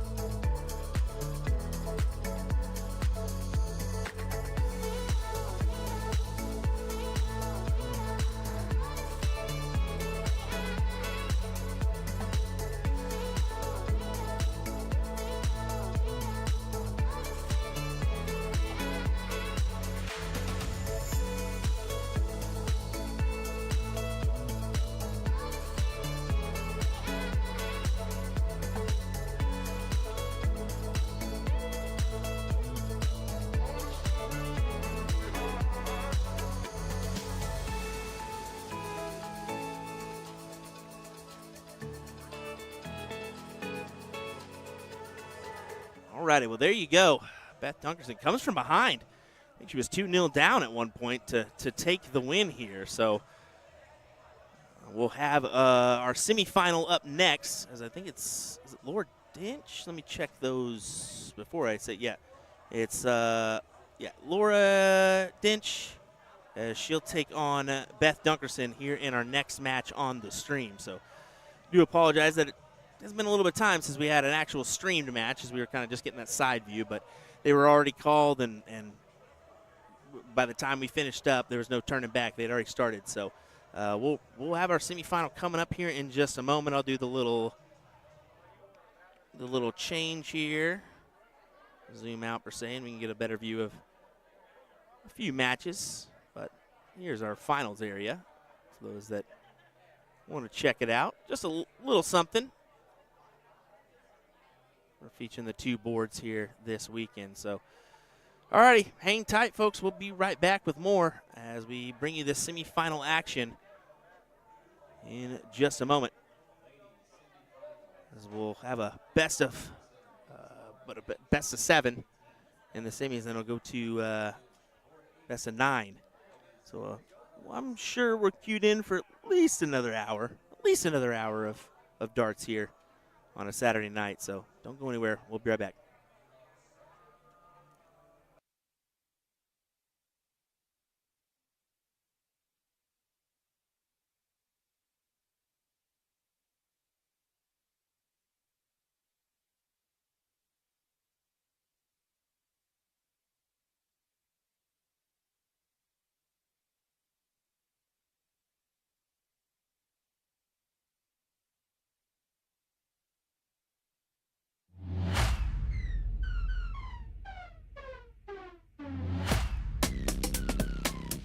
Any other players out there you kind of modelled your throw on, or did you just go with it? Adrian Lewis was the one. 12 for a second 9-darter on the nose! Yeah, I know he throws quite differently, but the way he used to flick it and the rhythm, I think he used to show that when he used to bang in the 1As, I think that was really exciting for me to watch, and that was what I sort of based my throw on. I think that's why you see that little flick from me, was to try and get the dart to stick up and then land in the board like Adrian did. Is there one certain way to grip a dart, or is there different variations? No, I just think that everybody puts it in their hand, and they just decide on how they're gonna grip it. I think Phil Taylor, he threw it completely different. And he's done it! He has I don't think there's anything that's a foregone conclusion the way you should hold the dart. I feel like it's just how it feels comfortable in your hand, to be fair. What is the purpose of the Vertex stand? This product is made by Winmore, and they have solved 3 different problems. Number 1, when you don't want to permanently mount a dartboard. Number 2, when you can't drill into your walls. And number 3, when you want to travel with a dartboard. Not everyone wants a dartboard permanently mounted into a wall. Perhaps you just want to bust out the dartboard occasionally to entertain friends or family. The Vertex stand is perfect because you don't drill into the wall, you simply lean it against a flat surface. This is easily the most convenient product I've ever seen that you can set up or tear down super fast for portability. In minutes, you can have everything packed and ready to go with you for your next darts tournament or a friend's house or even camping. You can lean this bad boy up against a tree. On top of all of that, I love the idea of being able to easily travel with a dartboard. This thing is awesome. I was given it just to review, but believe me when I say it is not going back to A to Z Darts. They can try to pry it out of my hands.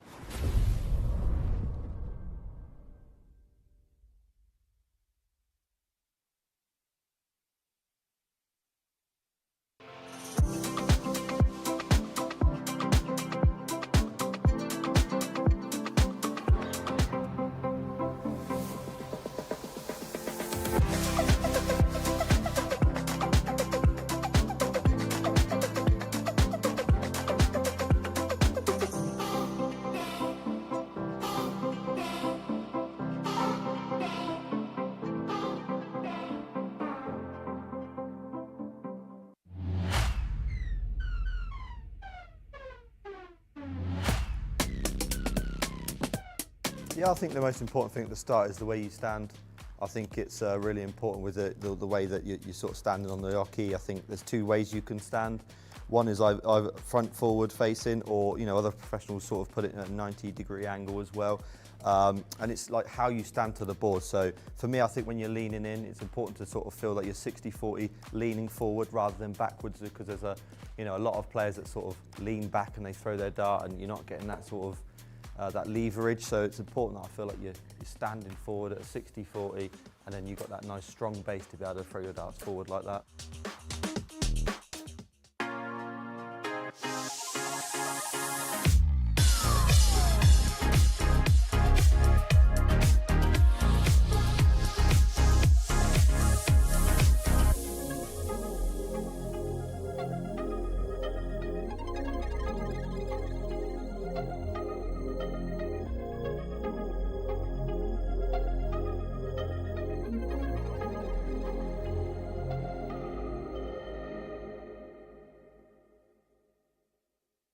Let me tell you about A to Z Darts. We're a specialty dart store with over 10,000 different products. We create in-depth videos and blogs to help improve your game and showcase our products. We give helpful advice on how to practice darts, the fundamentals of form and mechanics, and how to make better decisions when purchasing your darting equipment. Whether you're brand new or a seasoned player, we try to provide fun and informative content. I'm Jen, the creative director for A to Z Darts. I've been playing for over 10 years, and I've traveled the world competing in and promoting the sport. This is Will. He runs our live streaming company, USA Darts, and travels the globe as well to broadcast major darting events and interview PDC players alike. You'll find over 2,000 different sets of darts on our website. Guessing right now you're pretty interested in our resources? Learn about form, throwing mechanics, practice routines, scoring and grouping, checkout methods, cricket strategy, and much more. Visit a-zdarts.com to take advantage of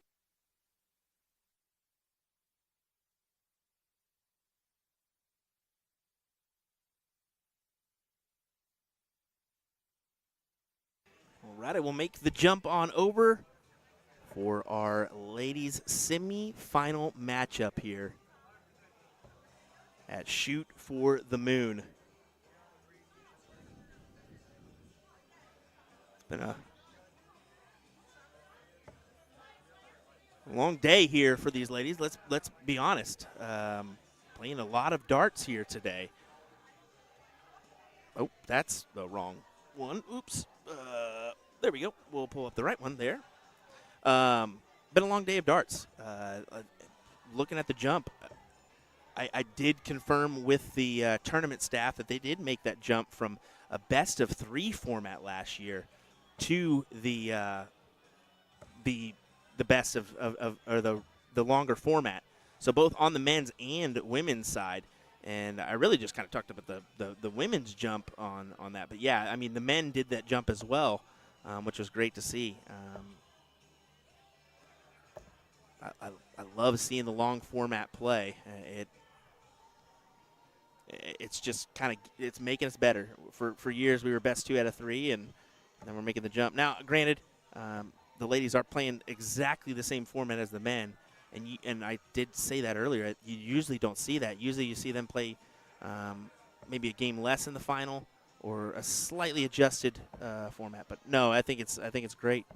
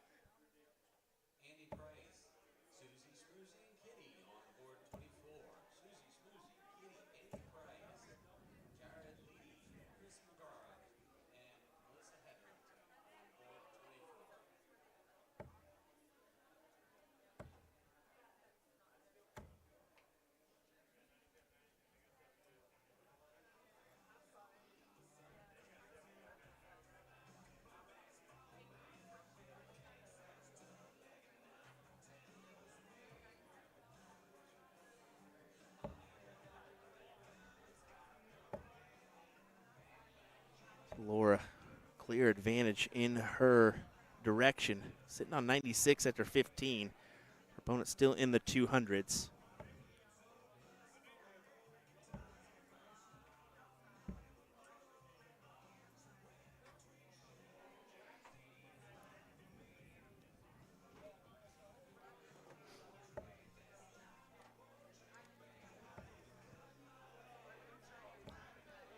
Somebody bring a gallon of water stat to the commentary booth.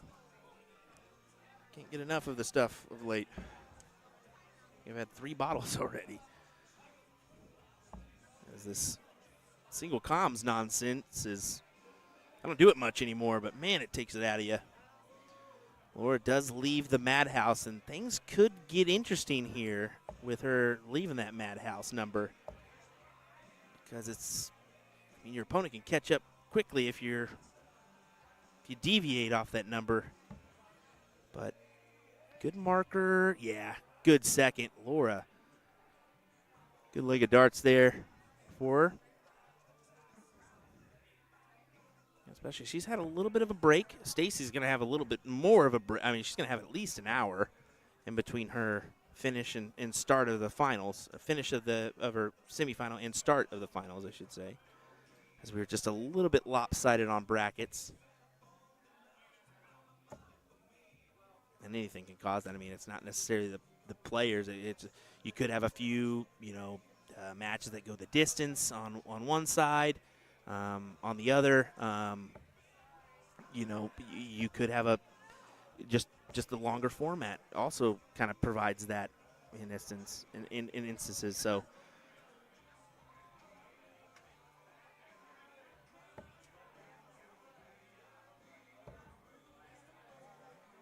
this is a good turn. And some people may be thinking, what's the wobble on her dart? Well, if you don't know, those are reflex points. They're not new. They've been around for some time, but how often do you see them is a thing. They're more common with the soft to steel tip converters, but not always. I mean, some people. I mean, like Dita Hedman was using those for a little while. She's since gone to a standard point.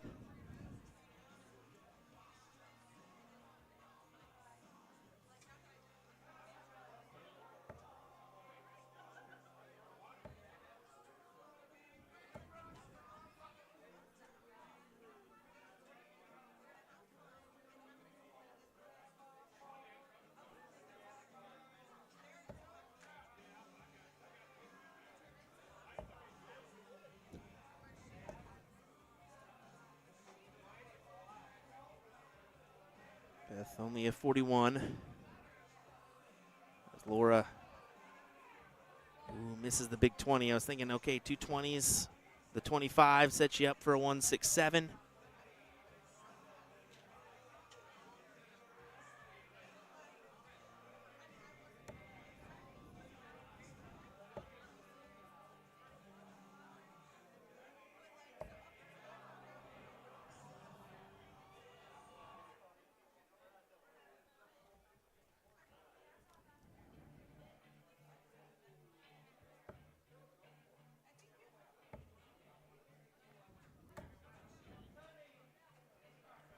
Will only pull her down to 180, so Beth 6 from this 150 to try to make this 1-1 here in our semifinal. Just a reminder, Stacy Tolik, your defending champion, awaits in the finals.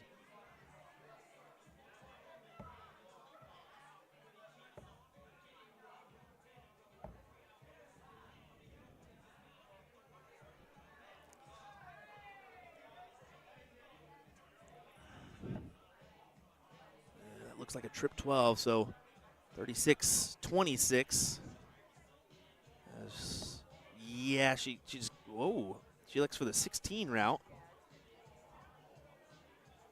to leave the 10. Is that right? Was that wrong? Oh, yeah, I was wrong. It was 16. My apologies. Ooh. I was thinking 62. Yeah, I was thinking 62 there. So she had it right. She was going at the 88, and my bad. Been doing this all day, so my bad. Every once in a while we have those moments, right?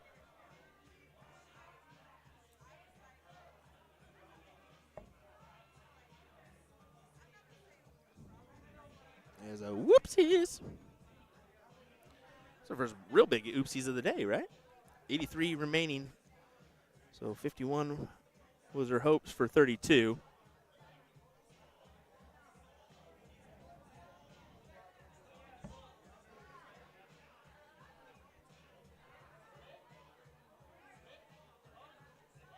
to Beth for 22 to try to tie us up here. And she does it first dart, so 1-1.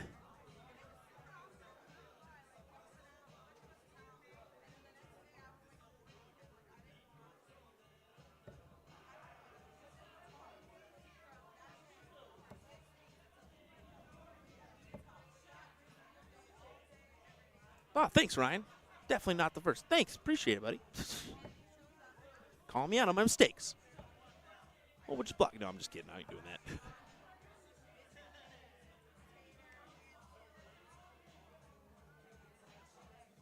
Nah, they're going to happen, especially when you're by yourself. Even when you're with somebody, I mean, focusing on different things is going to happen. Do you want to take a look at the, once again, at the leaderboard? Not much change, of course, because, you know, how many matches have really been played since, but yeah, Laura's still in that 4th position, 52.99, a 63.31 first 9 average, though. So, I mean, 10 and then some change above her 3-dart average on the first 9 is handy. Over for Beth, she's actually 14th in overall averages, sitting at a 41.23. So definitely some discrepancy in between those two, and only a 49.02. But still is in this semi and try to make it interesting. 1-1 here. So like we mentioned it earlier, those facts don't always lead to a win or loss. I mean, they can or defiant win towards one way. We see, I mean, every match is different. That's why we are able to, you know, that's why it's called an average.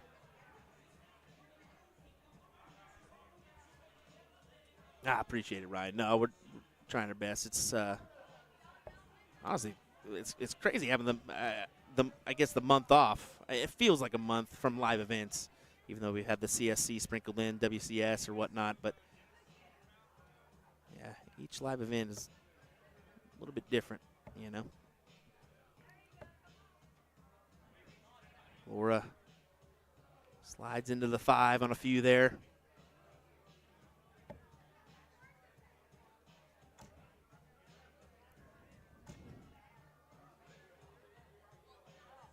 We have a chalker for this one. Appreciate it.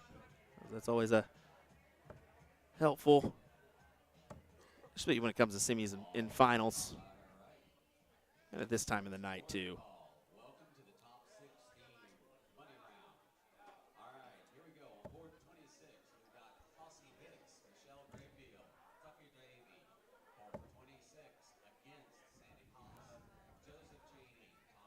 So despite not having the start, Laura has stolen away the advantage here.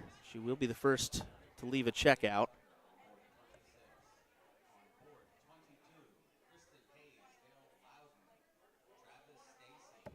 It has been, I mean, it has been all breaks so far.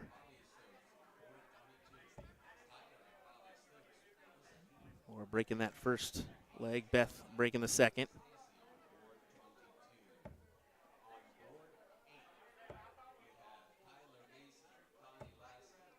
Solid ton there for Laura to leave 48. These are the option of 8 or 16. And really up to Beth to take the right route here. Yep, not able to leave it. So 8 or 16. She'll have a few. She doesn't need a few. Takes it out in 3 for a 2-1 scoreline.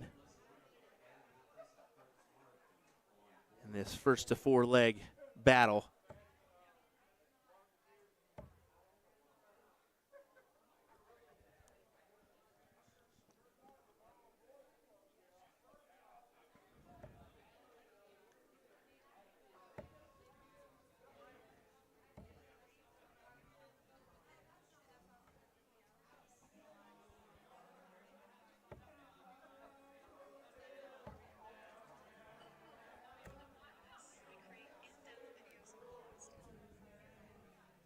Good to see some people still hanging with us for our coverage this evening.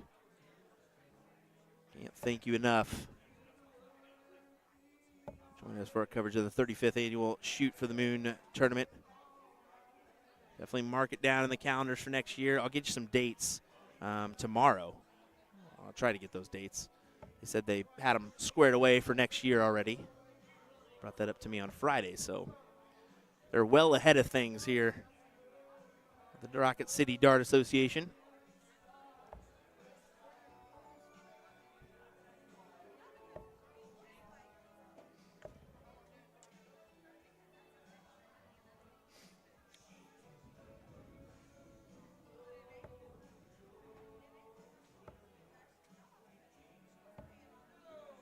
Yep, just keep it straight for 60.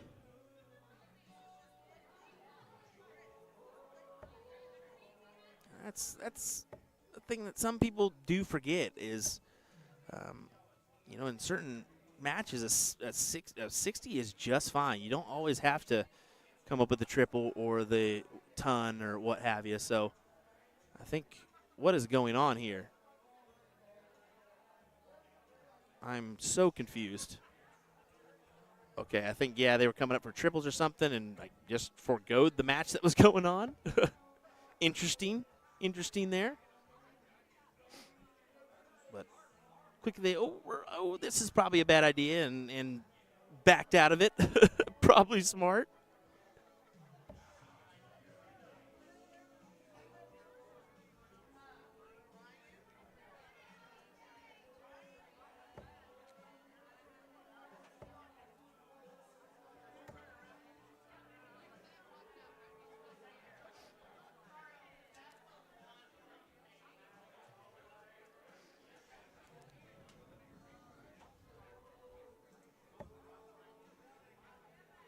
I'm going to try tomorrow. I'm going to try to get some more content created.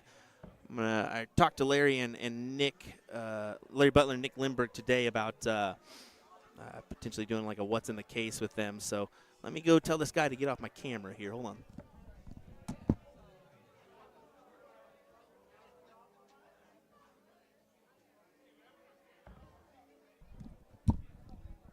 Thankfully, I just stepped out there and was like, hey, move your hand. He saw me, so he was like, oh, never mind. Oopsies. It's crazy to me, the people that don't realize it's there in front of them. And I think it's just you're having a conversation, don't realize it, and then lean up against it, kick it. It's going to happen. But, yeah, we'll keep on rolling. Part of the business now, right?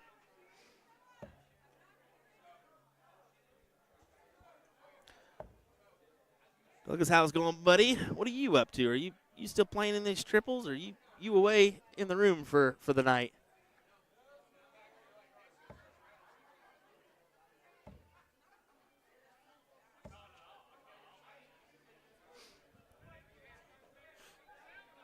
Also, Douglas, how old are you again?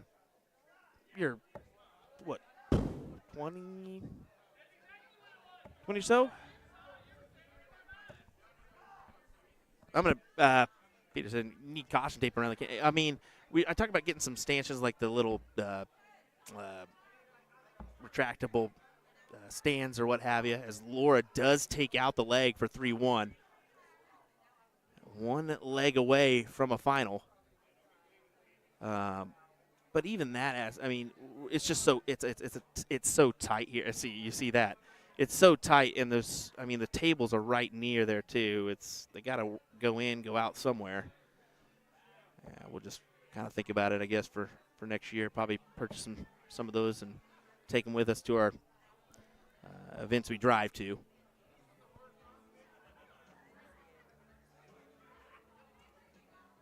Flights would be a little bit tough, but we'll try to make it happen.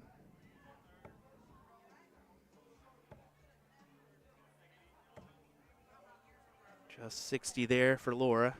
Thought she was going to be able to slide one into the triple bed there, but unfortunately not.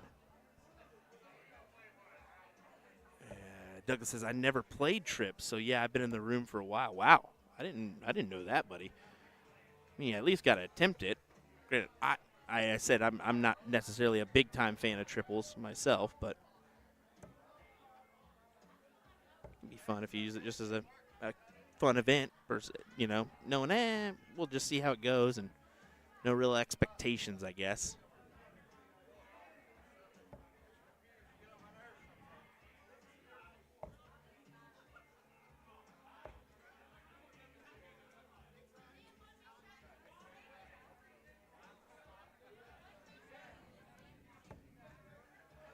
Laura's going to be thinking, I want to get this done right here, right now. No messing around with it. Trying to make this 4-1. Take a quick breather before you're back up for your final. We mentioned it earlier, but we'll mention it again. A little bit of the difference here, especially between your top 4 and your second place, is 160 for top 4 and 340 for second. So, a pretty big difference there. So, definitely, if you're Beth, you're hoping for a little kick up in performance and a few legs on the board to make this interesting. We'll see what she can do. For first place in this lady singles, it's $700. I mentioned that earlier. That's a nice payday for what, a few hours on the board. Where they start at 5 o'clock, 9:44. Yeah, 5 hours worth of work. It'll be a little bit more than that with the finals, probably 5 hours and 30 minutes or so. But yeah, you'll take that. Of course, you got to factor in expenses, fuel costs, hotel costs, and whatnot. But not bad at all.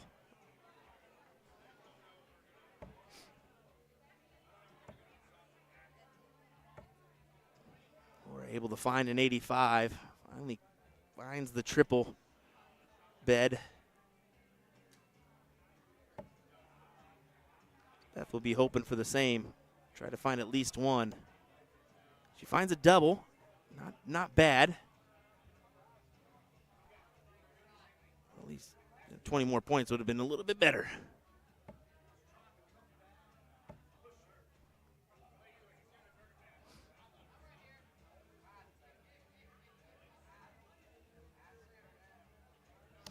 Jake saying, any tips for new soft tip dart players wanting to compete? I mean, the main thing is practice. Practice is the key, man. I mean, put in the work and get the rewards per se. I mean, yeah, you've got to have a little bit of I don't know. I guess you got to have a little bit of talent, right? But I would say experiment with some different darts. Find the right set for you. Straight barrel, scallop, whatever it may be, and find that right grip and just kind of do some practice games. Work on those doubles. Those are key factors. I mean, I see too many newer players that just sit on the 20 bed and throw there, and that's not valuable practice. You need to be working on the doubles, working on the routine checkouts to really get the value. But here we go, Laura, needing 32, can't quite put it away as it'll go back to Beth at 134.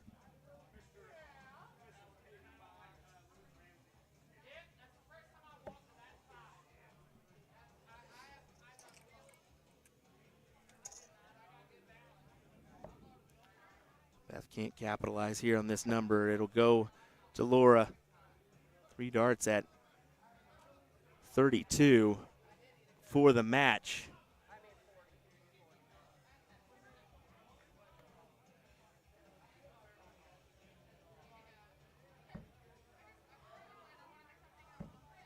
Is that a tough first? It is not, as she puts it right on top of it for a 4-1 victory. As Laura Dinch will take on Stacy Tulloch in our finals here in a moment. So we're squared away. A first to 5 leg battle is what it'll be. So I'm sure they'll take a quick moment. I know Stacy will be ready because she's been sitting for a minute, but Laura will want to take just a second to, grab a drink, use the restroom if she needs to, come back up, and we'll get underway with our final. So I say give us 5-10 minutes time, and we'll be underway here with this one, our final stream match of the night in just a moment. Don't go anywhere, folks. William Stewart of USA Darts. We will be right back.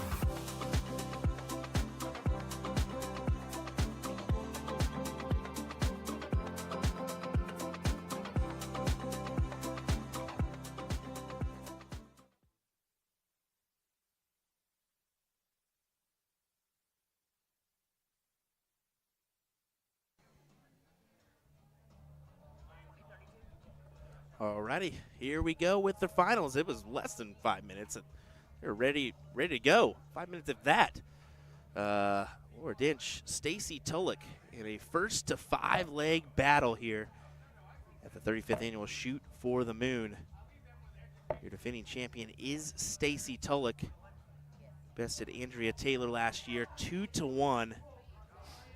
That's right, a massive jump in the format for this one, as we went from last year best of 3 throughout to a best of 5 start, best of 7 after the top 16, or in the top 16 and top 8 semifinals, and then your finals jumping up to the first of 5 leg best of 9. So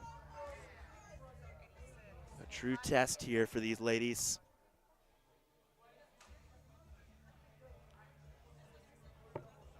We're going to be happy to see it. Stacy's been, like I mentioned it in the last match, she's been waiting a little bit now. I would say probably an hour since she played her semifinal match.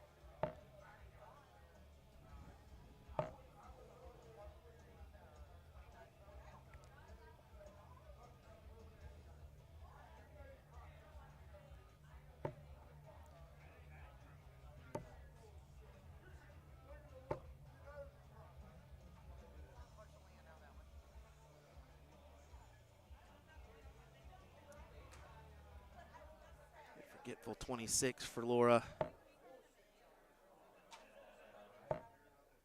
So throw that in the back of her mind, or at least chuck it out of there in general if you can.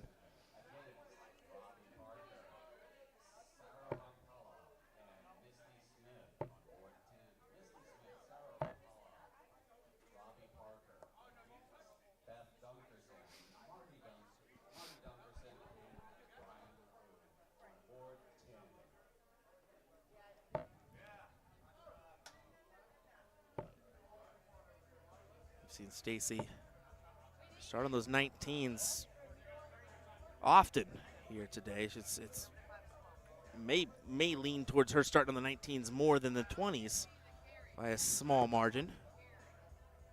But it could be probably about 50-50. Douglas says, I love the longer formats. Best of 3 just seems too short. Or seems so short. At times it's excellent, but yeah, it gives. It's hard to say. Maybe it gives the better player that chance of losing. I think that the lower level player can jump on someone early, and if they do that in a best of 3, then they're gonna win. And so it gives kind of a fighting chance per se at the lower average, but it's pressure filled, isn't it? It's pressure filled, and we're seeing that like Champions of Champions overseas. That man, it's crazy. And we saw the Win More World Masters, whereas a best of 3 set. Like what? A best of 3 legs per set. Sorry, I should reiterate that. So, yeah, I mean, I like the longer formats as well, but to sprinkle in a best of 3 here and there is nice.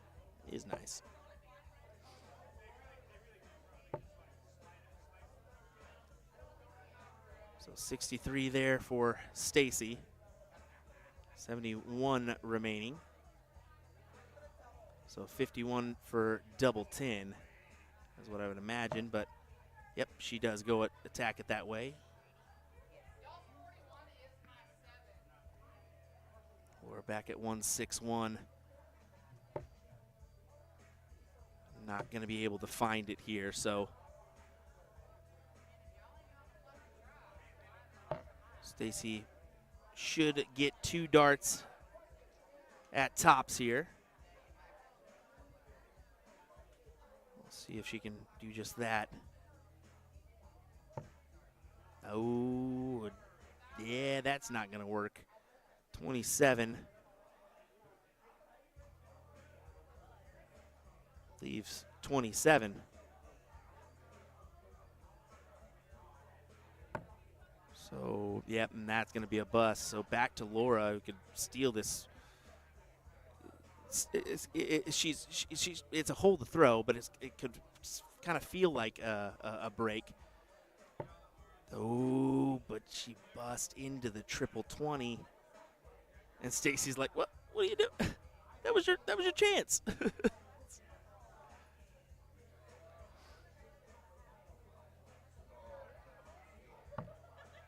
And once again, misses the big number. She's gone down to 3. In this situation, it's not the first time she's missed the big number. She's done it a few times today already. And she does elect to go ahead and double up on the 11s to leave 32 rather than trying to go for 3 for tops.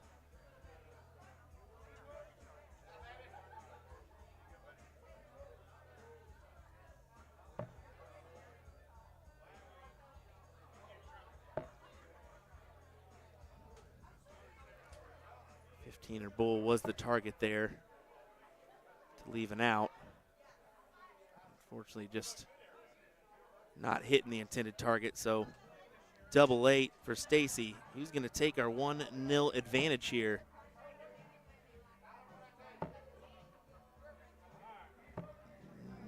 Not yet on Stacy's part. Can Laura do it?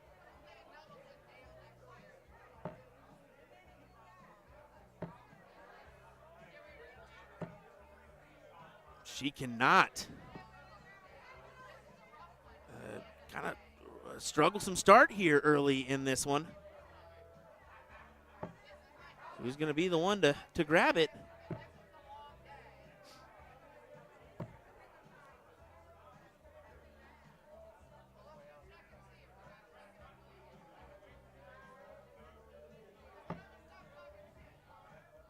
That one looked promising, but she uses it as a marker and takes the leg. Laura 1-0 up as she holds throw. As I said, not not the ideal start to our final here, but a little scrappy, wasn't it?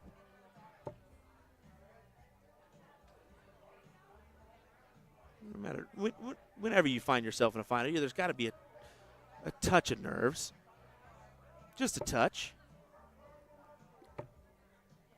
Solid ton from Laura. Finally starting to lose the voice, it looks like, or it sounds like. Losing my mind as well as we get into what, hour number 10, 11, 10 plus hours of coverage today?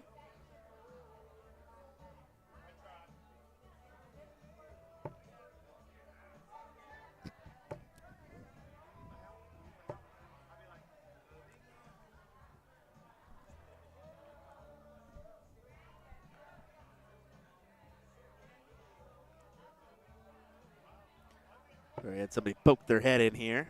Mr. Donnie Lassie. A little local, but let's be honest. A lot of people know Donnie, especially here in the States. Frequenter of both soft and steel tip events. Whenever he can make his way to events, he does. Triple D, as he's known.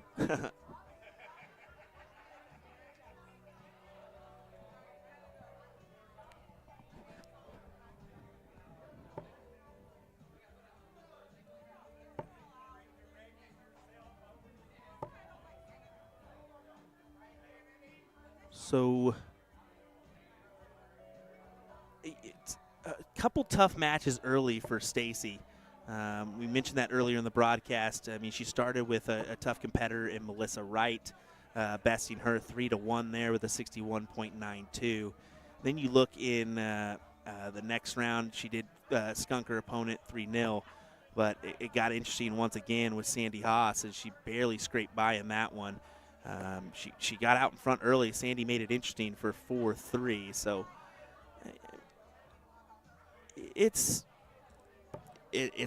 been one of those events for Stacy that, if you're gonna go back to back, you might as well do it with a couple tough competitors thrown in the mix, and most of the time you're gonna experience that in a run, right?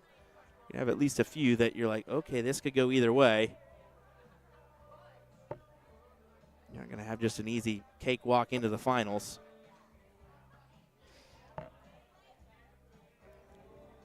Now on the opposite, just kind of taking a peek at Laura's run. She had a tight-knit matchup in the top 32 as a 3-2 win over Kate Keithley.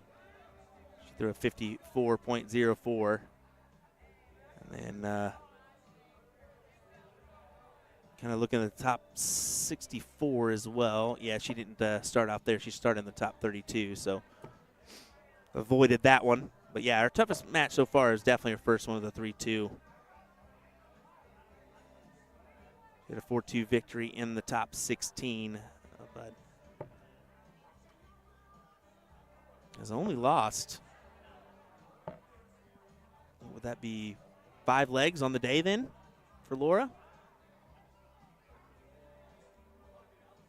Not too bad in the longer format. Stacy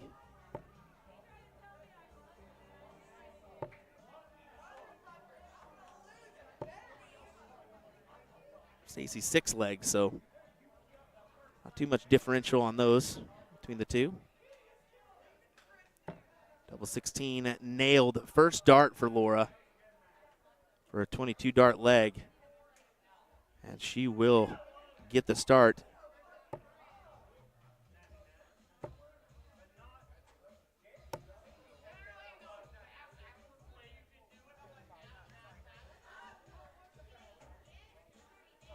So did the lull here affect Stacy potentially?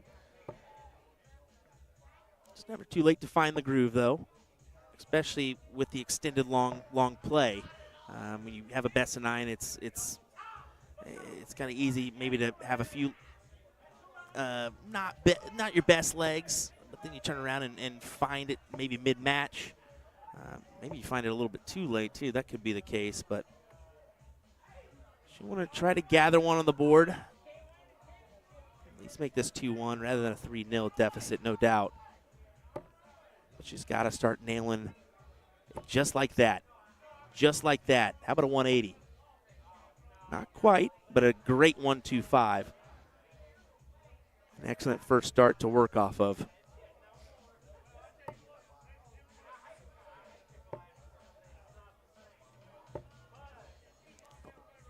Great last there from Laura to at least give yourself some value there of a 62. If you came back with 22, yeah, it's kind of a stinker. At least a saving grace there on the last. And there you go. Stacy's going to start kicking it in gear here. I feel it. Just needed a leg or two to kind of settle into the match.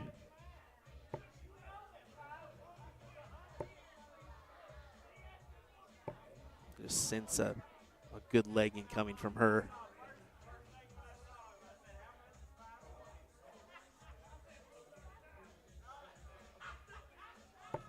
Steve saying thank you for your coverage. Been watching all day off and on here from London, Ontario, home of Jim Long. Well, thanks for the comment. Thanks for joining us. We appreciate it. And yeah, I mean, how about Jim, man? How about Jim?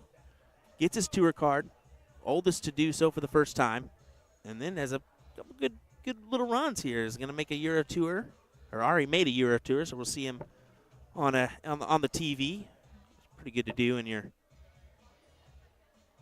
first month on the tour.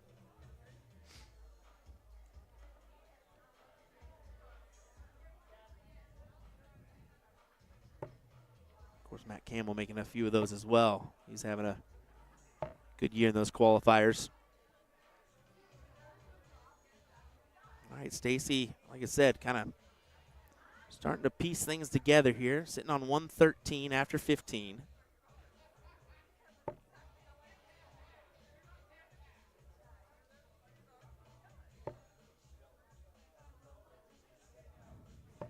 Mixed partner Brian Langley watching on in the background. You can see him just creeping in there on our screen.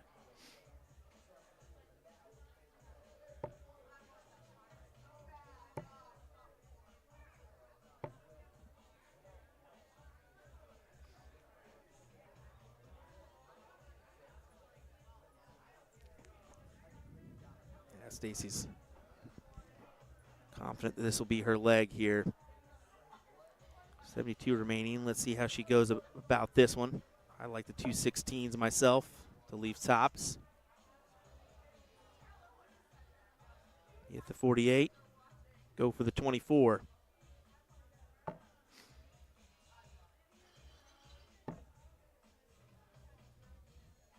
Not quite yet, but she will return with tops.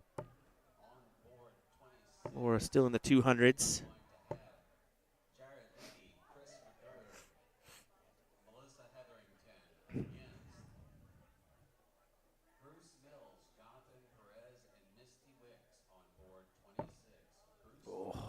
That's a difficult one. So now you go 719 wire here. Yeah, that's what her attempt was, and fortunately goes single 16 to still leave the bogey.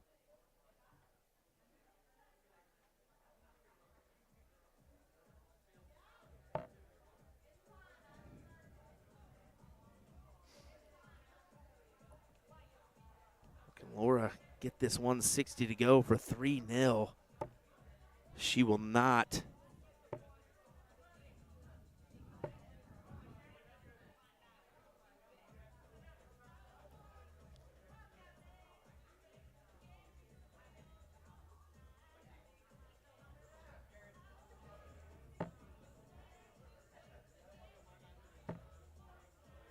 Trying to work it in for 2-1.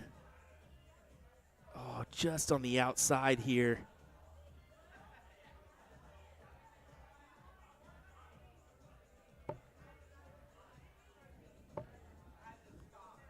I don't think that one is it in? Yeah, I don't think it's quite in on that 18, or she would have went different route. So 78. In there for Laura.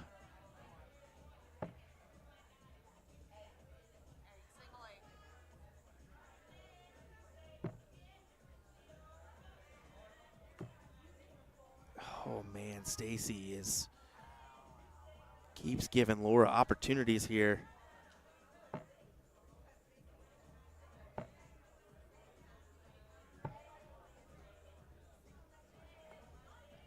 You gotta take it, Stacy. You gotta take it. Double 4. You gotta make this 2-1 here.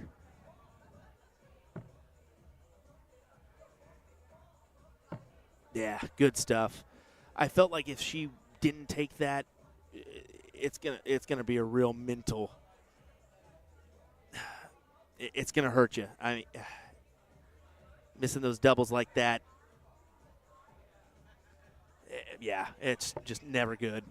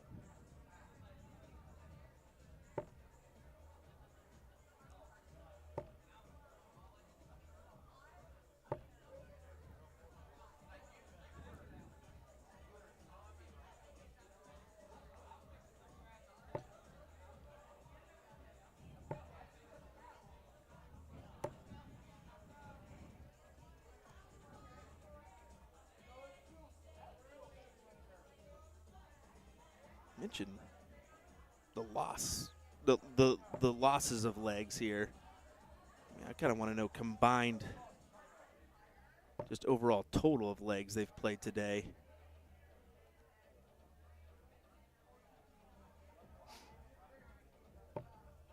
Because of the extended format. I mean, yes, these ladies have probably played formats in this fashion before, at least a few times in their career. No doubt.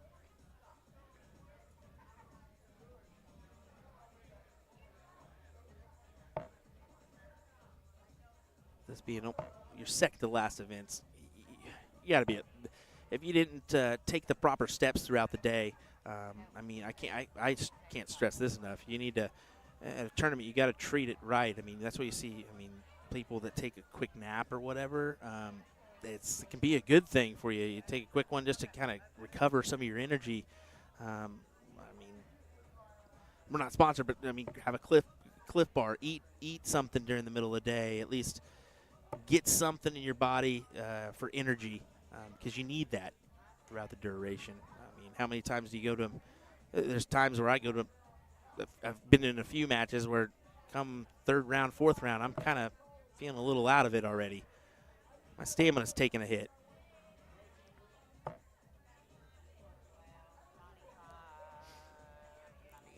Yep, that would be, 98.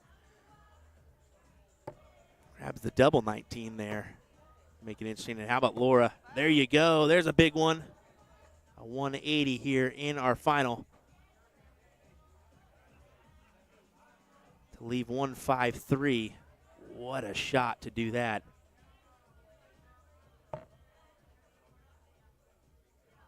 Alrighty, here we go. Back-to-back good rounds from Stacy. So it's just a matter of time before we kind of clicked in gear a little bit, right?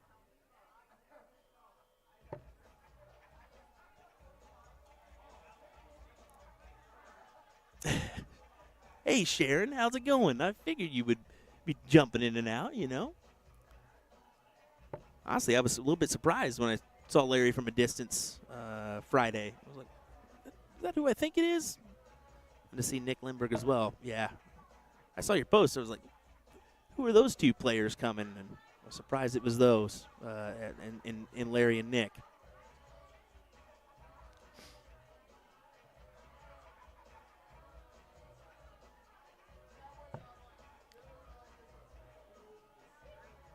Laura at 108.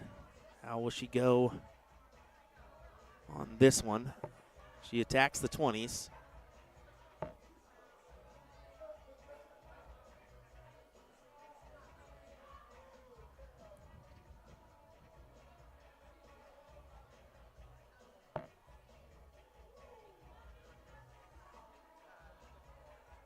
Well, to tie us up. 60 needed for Stacy.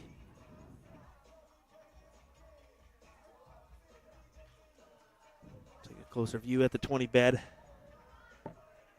And she does that. That's twice she's done that one. Not into the double one, but she had a single one last time, I think, sitting on tops in this match.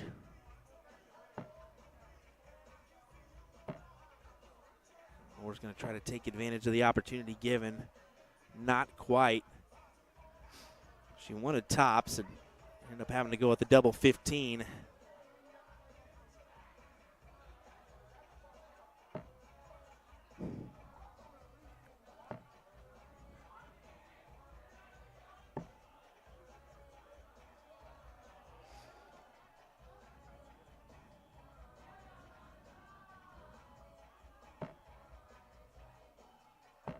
And she nails it. 3-1 lead here for Laura Dench.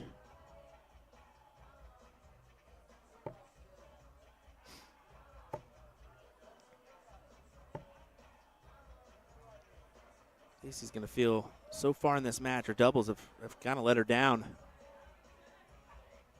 She's had some really good finishes in the tournament so far.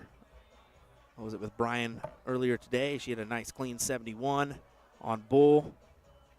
She had a 91, two-darter on 91, 51 for tops. She's had a few. I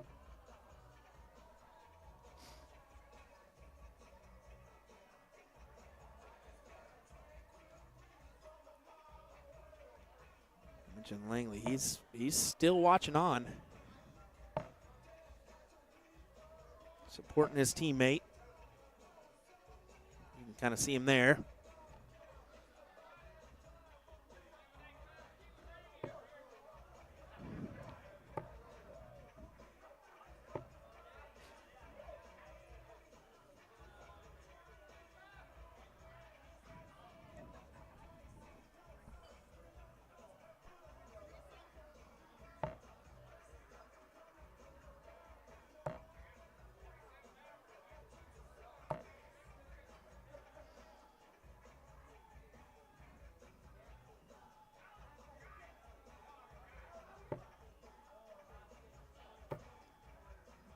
Two not bad darts there. I was expecting that last one to go right into the triple 20.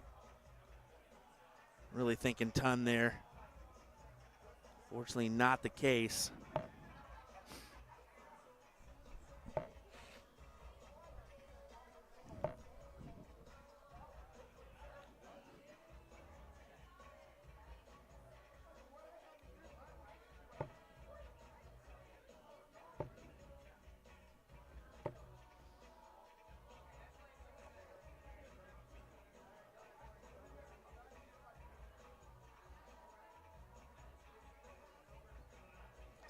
Stacy's just trying to find something here.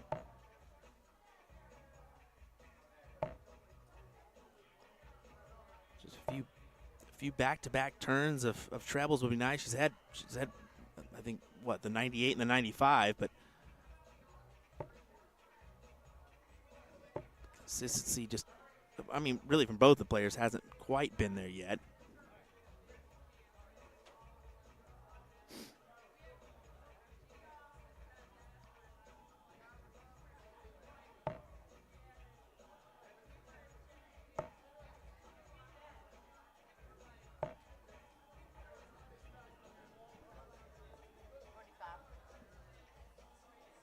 Michael Walters just said Laura is actively messaging me back on Facebook in between rounds.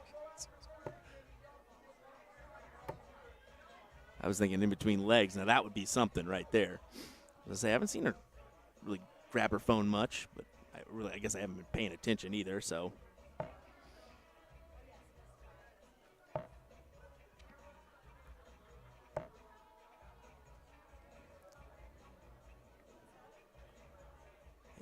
Still outside looking in for Stacy, so Laura 106.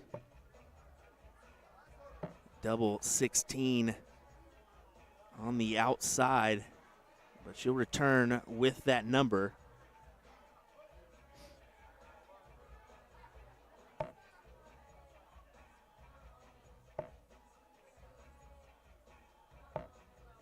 And a great turn there. 1-3-3 from Tulloch. Grant, I mean, you can see it leaves her at 41, but it just adds a little bit of pressure and makes Laura think, okay, I got to hit this, and she doesn't come up with it. So Tulloch for 3-2.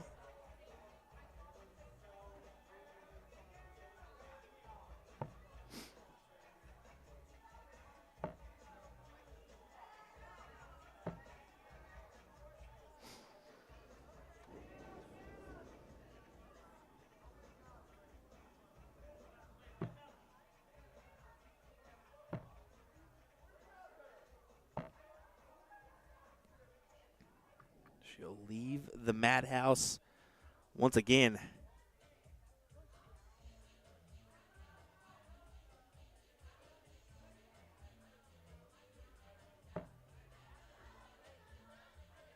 She smiles it off.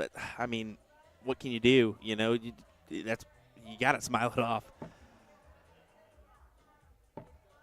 Know that this so far this is just hasn't gone anywhere close to the way you thought it would be if you're Tulloch.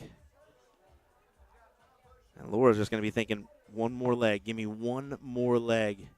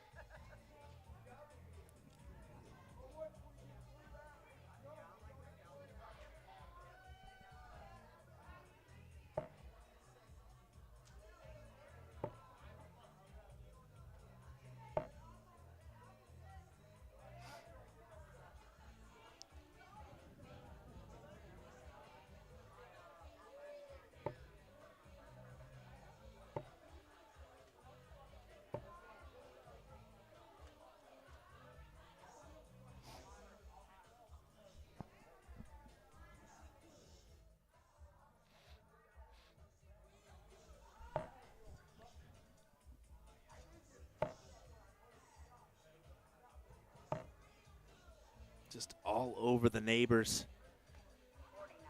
Can't put it in to the trip 19.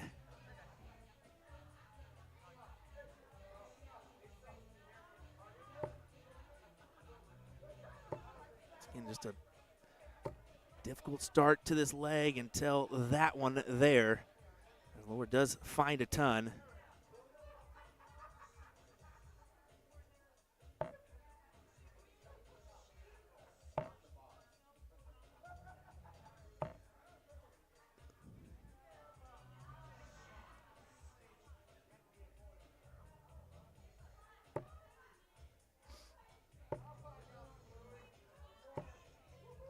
She pieces together two of them. There you go, Laura. Inching closer to a win here. Or grabs that dart for Stacy and helps her out.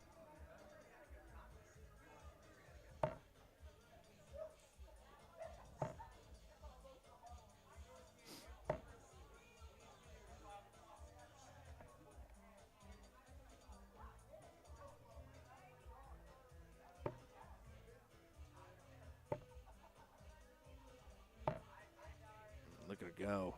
I mean, ton, 83.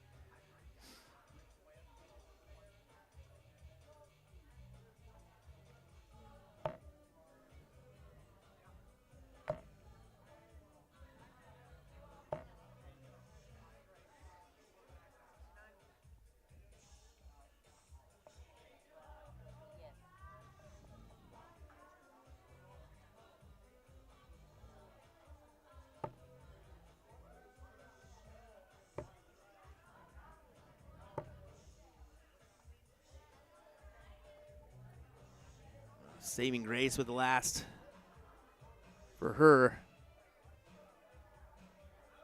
to set up the 76. Yeah, and just the story of the match for Stacy. Just played really well up until this final.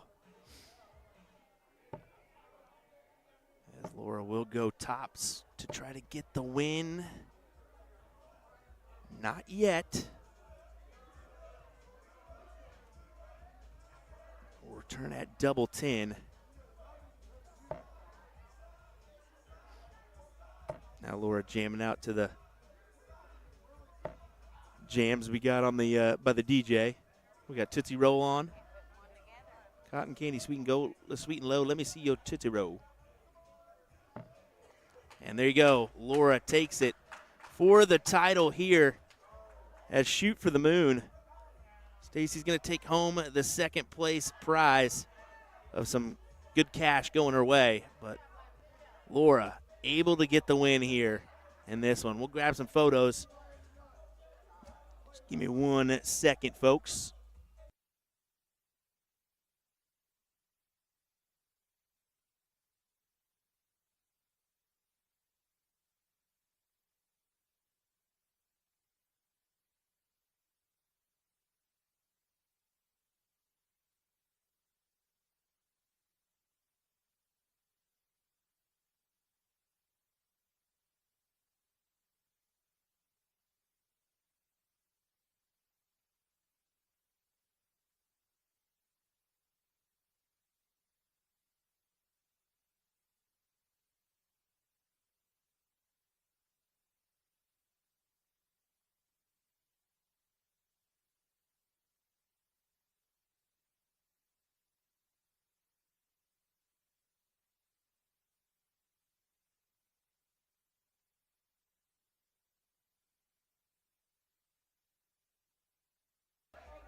All right, well, there you go, folks. That's going to do it for us tonight.